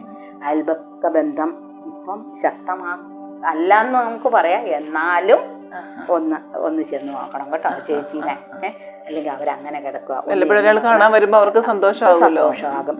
നമ്മളൊരു 4-5 ദിവസം ചെന്നൊക്കെ കഴിയുമ്പോൾ അയൽവക്കംകാരും പതുക്കെ അയ്യോ അവര് വന്ന് നോക്കണ്ടല്ലോ, നമ്മൾ വന്ന് അവരെന്നെ കാണിക്കണമെന്നൊന്ന് ചെന്ന് നോക്കിയേക്കാം അല്ലേ. നമ്മളാണെങ്കിൽ 2-3 ദിവസം ആ വണ്ടി അവിടെ വന്ന് നിന്നു, 2-3 പെണ്ണുങ്ങളും ഒക്കെ ഇറങ്ങി വന്നാണ്ട്, അല്ലെങ്കിൽ 2-3 ചേച്ചിമാരും ഒക്കെ ഇറങ്ങി അവരെന്നെ കാണിക്കണമെന്നൊന്ന് ചെന്ന് നോക്കാം. പക്ഷെ ഇത്രയും കാലമായിട്ട് ആ വീട്ടിൽ കയറാത്തവരായിരിക്കും. ഞാനൊന്ന് ചെന്ന് നോക്കിയിട്ട് വരട്ടെ കേട്ടോ അവരെന്നാ ചെയ്യുന്നതെന്ന്. അപ്പോൾ അങ്ങനെ 1 ദിവസം വന്നു, 2 ദിവസം വന്നു. ചിലപ്പോൾ ഈ ചേച്ചി തന്നെ ഓർക്കും ഓ വൈകുന്നേരം വേറെ പണിയൊന്നുമില്ല, ഞാൻ ആ ചേച്ചിയെ ഒന്ന് ഇരുന്ന് നോക്കിയിട്ട് വരട്ടെ. അതൊക്കെ ഓട്ടോമാറ്റിക്കായിട്ട് ഇങ്ങനെ വന്ന കാര്യങ്ങളാണ്. അപ്പം ഇവർക്ക് മാനസികമായിട്ട് വളരെ ഒരു സാന്ത്വനമാണ് അതൊക്കെ. പിന്നെ അവരുടെ ഭക്ഷണ രീതികൾക്ക് വ്യത്യാസമുണ്ട്. അവിടെ കിടപ്പ് രോഗികളല്ലേ, അപ്പം എങ്ങനെയുള്ള ഒരു ഭക്ഷണ രീതി നമ്മൾ പറയണെന്ന് വെച്ചാൽ ഈ രോഗിക്ക് എന്താണോ കഴിക്കേണ്ടത്. ഇപ്പം ഒരു ഭക്ഷണവും ആരെയും അടിച്ചേൽപ്പിക്കണ്ട. ഇവർക്ക് എന്താണോ കഴിക്കാൻ പറ്റുന്നത്. ഇപ്പം അൺകോൺഷ്യസ് ആയവർക്കാണെങ്കിൽ ട്യൂബ് ഇട്ട് വെള്ളം മാത്രമേ കൊടുക്കാവുള്ളൂ. വെള്ളമായിട്ട് അവർക്ക് ന്യൂട്രിയൻസ് എന്താന്ന് വെച്ചാൽ അത് കൊടുക്കാം. കിടക്കണ രോഗി വായിൽ വെച്ച് ചവച്ച് വായിൽ വാരി കൊടുത്താൽ ചവച്ചിറക്കണ രോഗിക്ക് എന്ത് ഫുഡ് വേണമെങ്കിലും കൊടുക്കാം. അവരുടെ ഇഷ്ടം എന്താണോ, ഇനി ഒത്തിരി കാലം ഒന്നും അവർക്ക് കഴിക്കാൻ പറ്റൂലല്ലോ. അപ്പം എന്താണോ അവരുടെ ഇഷ്ടം അതിനനുസരിച്ചുള്ള ഭക്ഷണം കൊടുക്കുക. പിന്നെ എപ്പോഴും വെള്ളം വളരെ ധാരാളം കഴിക്കണം. അപ്പൊ നമ്മളിപ്പോ പറഞ്ഞല്ലോ വെള്ളം കുടിച്ചില്ലെങ്കിൽ യൂറിനറി ഇൻഫെക്ഷൻ ഉണ്ടാവാനുള്ള സാധ്യത ഒത്തിരി കൂടുതലല്ലേ. അപ്പം ശരിക്കും വെള്ളത്തിന്റെ ഒരു പ്രാധാന്യം തന്നെയാണ് അതിനകത്ത് മനസ്സിലാവുന്നത്. വെള്ളം വളരെ ഒരു പ്രധാന, നമ്മുടെ എല്ലാം ജീവന്റെ നിലനിൽപ്പ് അല്ലേ, വായു വെള്ളം ബേസിക് കമ്മ്യൂണിറ്റീസ്. വ്യക്തിപരമായിട്ടുള്ള ശുചിത്വത്തെ കുറിച്ച് എന്താ പറയുക, കുട്ടികൾക്കൊക്കെ ആ കാര്യത്തിൽ തീരെ അറിവില്ലാത്തൊരു കാലഘട്ടമാണ്. എന്ന് വെച്ചാൽ ശ്രദ്ധിക്കാത്തതാണ്. ഇഷ്ടംപോലെ അറിവുകൾ വരുന്നുണ്ട്, പക്ഷെ അവരത് ശ്രദ്ധിക്കാത്തത് കൊണ്ട് പെൺകുട്ടികളാണേലും ആൺകുട്ടികളാണേലും വ്യക്തിപരമായിട്ടുള്ള ഒരു ശുചിത്വം വളരെ ഇമ്പോർട്ടൻ്റാണ്. അപ്പോൾ അതിനെക്കുറിച്ച് കുട്ടികളോട് പറയാനുള്ളത് എന്താണ്? നമുക്ക് വീടുകളിൽ വെച്ച് തന്നെ അമ്മമാർക്ക് ഇത് കുട്ടികളോട് പറഞ്ഞു കൊടുക്കാം. ഇപ്പോൾ ഒരു പെൺകുട്ടി പീരീഡ്സ് ആവുകയാണെങ്കിൽ അല്ലേ സാനിറ്ററി പാഡുകൾ ഉപയോഗിക്കാം. ഒരു പാഡ് വെച്ചാൽ ഇപ്പം എല്ലാ സ്കൂളിലും തന്നെ പാഡ് മാറ്റി വെക്കാനും ഈ പാഡ് ഡിസ്പോസ് ചെയ്യാനുള്ള സൗകര്യങ്ങളുണ്ട്. അപ്പോൾ കൊച്ചു സ്കൂളിൽ പോകുമ്പോൾ കൊച്ചിൻ്റെ കൊടുത്തു വിടുക പാഡ്, ബാഗിലേക്ക് പൊതിഞ്ഞു വെച്ചോളുക. ഉച്ചയ്ക്ക് ഇൻ്റർവെല്ലിന് ഇട്ടിരിക്കുന്ന പാഡ് മാറ്റി അത് അവിടെ എവിടെയൊന്നും വലിച്ചെറിയാതെ ഡിസ്പോസിബിൾ ചെയ്യാനുള്ള സൗകര്യം എവിടെയാണോ സ്കൂളിൽ ഏർപ്പാട് ചെയ്തേക്കണേ അവിടെ ഡിസ്പോസ് ചെയ്യുക അല്ലേ. ഓരോ പ്രാവശ്യവും യൂറിൻ പാസ് ചെയ്ത് കഴിയുമ്പോൾ നല്ലപോലെ കഴുകിയതിന് ശേഷം മാത്രമേ പാൻറ്റീസ് കയറ്റിയിടാവുള്ളൂ.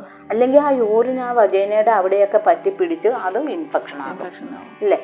പിള്ളേർക്ക് ഏറ്റവും കൂടുതൽ പല്ല് തേക്കണേക്കാളും മുഖം കഴുകണേക്കാളും ഒക്കെ കൂടുതൽ നമ്മൾ പറഞ്ഞു കൊടുക്കേണ്ടത് യൂറിൻ പാസ് ചെയ്താൽ കഴുകണ ഒരു എല്ലാ സ്കൂളിലും ചിലപ്പോൾ അതിനുള്ള സൗകര്യങ്ങൾ ഉണ്ടാകില്ല. അപ്പോൾ വീട്ടിൽ വന്നാൽ തന്നെ മിക്ക സ്കൂളുകളിലും നല്ല സൗകര്യങ്ങളുണ്ട് കേട്ടോ. ഉണ്ട്. അത് യൂസ് ചെയ്യത്തില്ല പിള്ളേർക്ക് അതിനുള്ള ഒരു അറിവ്. ഇപ്പൊ സ്കൂൾ ഹെൽത്ത് നേഴ്സ് ഉണ്ടല്ലോ, അവര് ഹെൽത്ത് എഡ്യൂക്കേഷൻ ഉണ്ട്. അതുപോലെ ആൺകുട്ടികളാണാലും ഒരു പ്യൂബർട്ടിയിലേക്ക് എത്തിക്കഴിഞ്ഞാൽ ഷേവ് ചെയ്യണ കാര്യം, ഹെയർ ഉണ്ടാവുമല്ലോ, ഹെയർ ഷേവ് ചെയ്ത കാരണം പിന്നെ പെനിസിന്റെ അറ്റത്തുള്ള ഫോർസ്കിൻ മാറ്റിയിട്ട് കഴുകണ കാര്യം. മിക്കവാറും പെൺകുട്ടികൾക്കുള്ള ഒരുപാട് നിർദ്ദേശങ്ങളും ഇതെല്ലാം നമ്മൾ കൊടുക്കാറുണ്ട്. പക്ഷെ ആൺകുട്ടികൾക്ക് അങ്ങനെ ഒരു നിർദ്ദേശം കൊടുക്കുന്നത് പലയിടത്തും കണ്ടിട്ടില്ല. പെൺകുട്ടികൾക്കുള്ള ക്ലാസ്സുകളും അവർക്ക് വ്യക്തിശുചിത്വത്തെ കുറിച്ച് ഒക്കെ ക്ലാസ് എടുക്കാറുണ്ട്. പക്ഷെ ആൺകുട്ടികൾ ഇത് തന്നെ ആൺകുട്ടികൾക്കും വേണം. ഞാൻ ഈ പറഞ്ഞതുപോലെ ആൺകുട്ടികൾക്കും ഇത് വളരെ പ്രധാനപ്പെട്ടതാണ്. ഇപ്പൊ ഈ ഷേവ് ചെയ്യുക എന്നുള്ളത് ആൺകുട്ടികൾക്കും പെൺകുട്ടികൾക്കും ഒരേപോലെ ഉള്ളതാണ്. കാരണം വേനൽക്കാലമായ ഈ കുട്ടികൾ ഒരു പാൻറ്റീസ് ഇട്ടു, അതിന് മേളിലൊരു ജീൻസ് ഇട്ടു, എങ്ങനെ ഇരിക്കുക, ഈ വിയർപ്പെല്ലാം അവിടെ കെട്ടി നിൽക്കുമല്ലേ. അപ്പൊ അതിൻ്റെ കൂടെ ഹെയറും കൂടെ ഉണ്ടെങ്കിൽ അതിനകത്ത് ഒക്കെ ബാക്ടീരിയ ഗ്രോ ചെയ്യാനുള്ള അവസരമുണ്ട്. അപ്പൊ കുട്ടികൾക്ക് ഹെയർ ഉണ്ടായി തുടങ്ങിയാൽ അവർക്ക് ഷേവിംഗ് സെറ്റ് വാങ്ങിച്ചു കൊടുത്ത് അവരോട് പറയുക, മാസത്തിൽ ഒരു ദിവസമെങ്കിലും നിങ്ങൾ വൃത്തിയായിട്ട് ഷേവ് ചെയ്യുക, നല്ലപോലെ കഴുകുക, വീട്ടിൽ വന്ന് കഴിവതും വീട്ടിൽ നടക്കുമ്പോൾ ലൂസുള്ള പാൻറ് ഇട്ടുകൊണ്ട് നടക്കുക, ടൈറ്റുള്ള ഷഡ് ഇടാതെ. പിള്ളേർ വീട്ടിൽ ലൂസുള്ള പാൻറ്റോ നിക്കറോ ഇട്ടുകൊണ്ട് നടക്കട്ടെ. അപ്പോഴും ഈ വിയർപ്പ് കെട്ടിക്കിടക്കണേന് ഒത്തിരി കുറവാണ്. അതൊക്കെ നമ്മൾ പറഞ്ഞു കൊടുക്കാം. നമുക്ക് അമ്മമാർക്ക് പറഞ്ഞു കൊടുക്കാം, ചേച്ചിമാർക്ക് പറഞ്ഞു കൊടുക്കാം, സ്കൂൾ ഹെൽത്ത് നേഴ്സിന് പറഞ്ഞു കൊടുക്കാം. അതേപോലെ തന്നെ പെൺകുട്ടികൾക്ക് ഏറ്റവും ശ്രദ്ധിക്കേണ്ടത് മെൻസ്ട്രുവൽ പീരീഡിലാണ്. നമ്മളിപ്പോൾ ഒരുപാട് വിശേഷങ്ങളൊക്കെ ആരോഗ്യരംഗത്തു നിന്ന് മനസ്സിലാക്കിയല്ലോ. ഇനി സിസ്റ്ററിന്റെ വീടും കുടുംബവും ഒക്കെ ഞങ്ങളോടൊന്ന് പറയുമോ? ഞാൻ വീട് എവിടെയാണ്? ജനിച്ചു വളർന്നത് എറണാകുളം ജില്ലയിൽ ആരക്കം എന്ന് പറയുന്ന ഒരു ഗ്രാമത്തിലായിരുന്നു. അവിടുന്ന് വിവാഹ ശേഷമാണ് ഞാൻ തൊടുപുഴയ്ക്ക് വന്നത്. ഹസ്ബൻഡ് തൊടുപുഴ കാരിക്കോട് ന്യൂമാൻ കോളേജിൻ്റെ, എല്ലാവർക്കും അറിയാമായിരിക്കും ന്യൂമാൻ കോളേജ്, ഇൻഡോർ സ്റ്റേഡിയത്തിൻ്റെ തൊട്ട് ബാക്കിലാണ് ഞങ്ങളിപ്പോൾ താമസിക്കുന്നത്. ഹസ്ബൻഡ് ബാങ്കിലായിരുന്നു ജോലി, റിട്ടയർ ചെയ്തു. ഹസ്ബൻഡിന് കുറച്ചൊരു ഫിസിക്കൽ ഡിസബിലിറ്റി ഉള്ളതാണ്. ഇപ്പം റീസെൻ്റായിട്ട് തുടങ്ങിയതാണ്, ആദ്യമൊന്നും അല്ലായിരുന്നു. അപ്പം ഒത്തിരി ചികിത്സയൊക്കെ ചെയ്തിട്ട് അതൊരു മാറ്റാൻ പറ്റാത്ത ഒരു ഇതിലേക്ക്. പക്ഷെ അതുമായിട്ടങ്ങ് ജീവിക്കുന്നു, അത്രേ ഉള്ളൂ. അല്ലാണ്ട് അതാന്ന് ഓർത്ത് ഇങ്ങനെ ചുമ്മാ ഇരിക്കുന്നൊന്നുമില്ല. പിന്നെ ഒരു മോളാണ് എനിക്കുള്ളത്. മോള് ബിഫാം കഴിഞ്ഞു, മെഡിക്കൽ കോഡിങ് കഴിഞ്ഞു. ടെക്നോ പാർക്കിൽ ഒരു അമേരിക്കൻ കമ്പനിയിലായിരുന്നു വർക്ക് ചെയ്തുകൊണ്ടിരുന്നത്.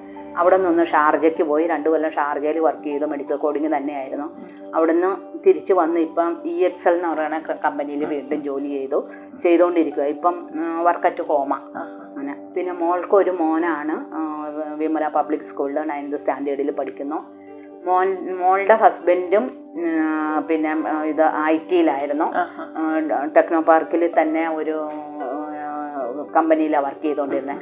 അവിടെ നിന്ന് ജസ്റ്റ് 1 വർഷമായിട്ട് ഇറ്റലി പോയി. ഇപ്പം നിലവിൽ ഇറ്റലിയിലാണ്. അവർക്ക് ഇടയ്ക്കിടയ്ക്ക് അങ്ങനെ പോകേണ്ടി വരും. ഇപ്പം ഇറ്റലിയിലാണ്. 2-4 മാസം കൂടെ കഴിയുമ്പോൾ ചിലപ്പോൾ തിരിച്ചു പോരുമായിരിക്കും. അവർക്ക് തിരുവനന്തപുരത്ത് വീടൊക്കെ ഉണ്ട്. ഇപ്പം മോനും കൂടെ അങ്ങോട്ട് പോയി കഴിഞ്ഞപ്പോഴത്തേക്ക് അവർ കുറച്ച് നാളായിട്ട് ഞങ്ങളുടെ കൂടെ തൊടുപുഴയുണ്ട്. സിസ്റ്ററിന്റെ ഈ പാലിയേറ്റീവ് പ്രവർത്തനങ്ങളും ഈ ആരോഗ്യരംഗത്തെ ഇത്രയും വലിയ പ്രവർത്തനങ്ങളെയൊക്കെ വീട്ടുകാരെ എങ്ങനെയാണ് അതിനെ സപ്പോർട്ട് ചെയ്യുന്നത്? നമുക്ക് വീട്ടുകാരുടെ സപ്പോർട്ടില്ലെങ്കിൽ ഒന്നും ചെയ്യാൻ പറ്റില്ല. എൻ്റെ ഹസ്ബൻഡ് എല്ലാത്തിനും ഇപ്പം സാധാരണ പലരും എൻ്റെ കൂടെയുള്ളവർ പറഞ്ഞു കേട്ടിട്ടുണ്ട്, ട്രെയിനിങ്ങിനൊക്കെ വിളിച്ചാലും എൻ്റെ ഹസ്ബൻഡിനും വിടില്ല എന്ന് പറയും. അപ്പോഴൊക്കെ ഞാൻ ഓർക്കും, എന്താ അങ്ങനെ അല്ലേ? നമുക്കൊക്കെ നമ്മുടേതായ ഒരു ഐഡൻറ്റിറ്റി ഉണ്ട്, സ്റ്റാറ്റസ് ഉണ്ട്. എൻ്റെ ഹസ്ബൻഡ് എപ്പോഴും അതുകൊണ്ടായിരിക്കുമല്ലോ ഈ എന്നാ വെച്ചാൽ രാഷ്ട്രപതി ഭവനിൽ എന്നെ പോലെയുള്ള ഒരു സാധാരണ നേഴ്സിന് പോകാൻ പറ്റിയത് എന്തുകൊണ്ടാണ്? ഒന്നാമത്തെ ഈശ്വരൻ്റെ അനുഗ്രഹം, രണ്ടാമത്തെ എൻ്റെ ഹസ്ബൻഡ്, എൻ്റെ മോള്, എൻ്റെ മോളുടെ ഹസ്ബൻഡ് ഒക്കെ വളരെ, എൻ്റെ കുടുംബക്കാർ ഒക്കെ വളരെ സപ്പോർട്ടായിരുന്നു. എൻ്റെ ഹസ്ബൻഡ് സമ്മതിച്ചില്ലെങ്കിൽ ഇതിനൊന്നും പറ്റില്ല. കാരണം ഞാൻ പറഞ്ഞല്ലോ, 1 വർഷം തിരുവനന്തപുരത്തിന് പോയി വന്നു ശനി ഞായർ. അപ്പം ഞങ്ങളുടെ അമ്മ, എൻ്റെ ഹസ്ബൻഡിൻ്റെ അമ്മ വയസ്സായി സുഖമില്ലാതെ ഞങ്ങളുടെ വീട്ടിലുണ്ട്. നമ്മൾ രാവിലെ എഴുന്നേറ്റും അമ്മയുടെ കാര്യങ്ങളൊക്കെ ചെയ്തു, 4 മണിയുടെ ബസ്സിൽ കയറിപ്പോയി. പിന്നെ പിറ്റേ ദിവസം വൈകുന്നേരമാണ് നമ്മൾ വന്നത് അല്ലേ. അതുവരെ ഹസ്ബൻഡ് അമ്മയുടെ കാര്യങ്ങൾ നോക്കും. പിന്നെ സിസ്റ്റേഴ്സൊക്കെ വന്ന് അവരും ഒക്കെ ചെയ്തു. അപ്പം എൻ്റെ ഹസ്ബൻഡ്, ഞാൻ എല്ലാവരോടും പറയും, എൻ്റെ ഹസ്ബൻഡ് അങ്ങനെ സപ്പോർട്ട് ചെയ്തുകൊണ്ട് മാത്രമാണ് ഞാനിങ്ങനെ എത്തിയത്. പുള്ളി അവിടെ പോകാൻ പാടില്ല, ഇവിടെ പോകാൻ പാടില്ല എന്നൊക്കെ പറഞ്ഞാൽ നമുക്ക് പോകാൻ പറ്റുമോ? പറ്റില്ല. നമുക്കൊരു ചട്ടക്കൂടിനകത്താണ് നമ്മൾ നിൽക്കണേ. അപ്പോൾ എല്ലാവരും വളരെ സപ്പോർട്ടായിരുന്നു. അതുകൊണ്ടൊക്കെ ഇങ്ങനെ എത്തിയത്. പിന്നെ ഈശ്വരൻ നമ്മളെ സൃഷ്ടിച്ചപ്പോൾ ഒരു നിയോഗം തന്നിട്ടുണ്ട്. ആ നിയോഗം ഫുൾഫില്ല് ചെയ്യുക എന്നുള്ളതാണ് നമ്മുടെ ഇവിടുത്തെ കർത്തവ്യം. അത് നമുക്ക് നിറവേറ്റാൻ സാധിച്ചാൽ നല്ലത് തന്നെ. ഇനി നമുക്ക് ശേഷിക്കുന്ന കാലം ഒരുപാട് കാര്യങ്ങൾ ചെയ്യാനുണ്ട്, ഒന്നും പൂർണ്ണമല്ല. ഇനി എന്തൊക്കെ ചെയ്യണമെന്നാണ് നമുക്ക് ഈ പാലിയേറ്റീവ് പ്രവർത്തനത്തിൽ തന്നെ വീണ്ടും സജീവമായിട്ട് നിൽക്കുക. അതുപോലെ തന്നെ ഇപ്പോൾ ഞങ്ങളുടെ അടുത്തൊരു അങ്കണവാടിയുണ്ട്, അവിടുത്തെ LMC മെമ്പറാണ്. അവിടെ എന്തെങ്കിലും പ്രോഗ്രാം ഉണ്ട്, ഇപ്പോൾ കുഞ്ഞുകുട്ടികളാണ്, അവർക്കൊരു ക്ലാസ് നടത്തണമെങ്കിൽ അംഗൻവാടികളിൽ ക്ലാസ് നടത്തി കൊടുക്കുന്ന, റെസിഡൻസ് അസോസിയേഷനിൽ വേണമെങ്കിൽ അങ്ങനെ. അതൊക്കെ നമുക്കറിയാവുന്ന കാര്യങ്ങൾ മറ്റുള്ളവർക്ക് പറഞ്ഞു കൊടുക്കുക. നമ്മളെ അംഗീകരിക്കുന്ന ഗ്രൂപ്പിൽ നമ്മൾ പറഞ്ഞു കൊടുക്കുക. നമ്മളൊരു സാധാരണ മനുഷ്യനല്ലേ. അപ്പം നമുക്ക് അതൊക്കെ ചെയ്തങ്ങ് മുന്നോട്ട് പോകാം. അല്ലാണ്ട് നമ്മൾ ഭക്ഷണം കഴിച്ചു, നമ്മുടെ വീടിനകത്ത് തന്നെ ഇരുന്നു. ഇപ്പോൾ മെഡിക്കൽ ഷോപ്പ് ഉണ്ടെന്ന് പറഞ്ഞാൽ എൻ്റെ ഹസ്ബൻഡിന് വേണ്ടിയിട്ട് നടത്തണം, അല്ലെങ്കിൽ പുള്ളി ഇപ്പോൾ കട്ടിലേലായിപ്പോയനെ, ബെഡ് പേഷ്യൻ്റായിപ്പോയനെ, അതുള്ളത് കൊണ്ട് പതുക്കെ അങ്ങ് പോകുന്നു. ആൾക്കാരെയൊക്കെ കണ്ട് വർത്താനമൊക്കെ പറഞ്ഞ് അങ്ങനെ പോകുന്നു. വലിയ ബുദ്ധിമുട്ടില്ലാതെ അതുകൊണ്ട് നമുക്ക് കാര്യങ്ങളൊക്കെ മുന്നോട്ട് കൊണ്ടുപോകാനും കഴിയും. സിസ്റ്ററിന് ഇത്രയും തിരക്കുള്ള ജീവിതത്തിൻ്റെ നിന്ന് ഞങ്ങൾക്ക് വേണ്ടിയിട്ട് ഇങ്ങനെ ഒരു വീഡിയോ ചെയ്യാനും ഞങ്ങളുടെ കൂടെ സഹകരിക്കാനും തയ്യാറായതിൽ ഞങ്ങൾക്ക് ഒരുപാട് നന്ദിയുണ്ട്. മാത്രമല്ല സിസ്റ്ററിൻ്റെ കർമ്മരംഗത്ത് ഇനിയും ഒരുപാട് നന്മകൾ ഉണ്ടാവട്ടെ എന്ന് പ്രാർത്ഥിച്ചുകൊണ്ട് നമസ്കാരം. പിന്നെ ഇത്രയും നേരം നിങ്ങളുടെ മുമ്പിൽ സംസാരിക്കാനും എനിക്കറിയാവുന്ന കുഞ്ഞു കാര്യങ്ങൾ നിങ്ങളുടെ മുമ്പിൽ അവതരിപ്പിക്കാനും സാധിച്ചതിൽ ആദ്യമേ തന്നെ ഞാൻ ഈശ്വരനോട് നന്ദി പറയുന്നു. അതുപോലെ തന്നെ നിങ്ങളോട് രണ്ടുപേരോടും എൻ്റെ നന്ദിയും കടപ്പാടും എൻ്റെ കുടുംബത്തിനുള്ള കടപ്പാടും അറിയിക്കുന്നു. നന്ദി, നമസ്കാരം.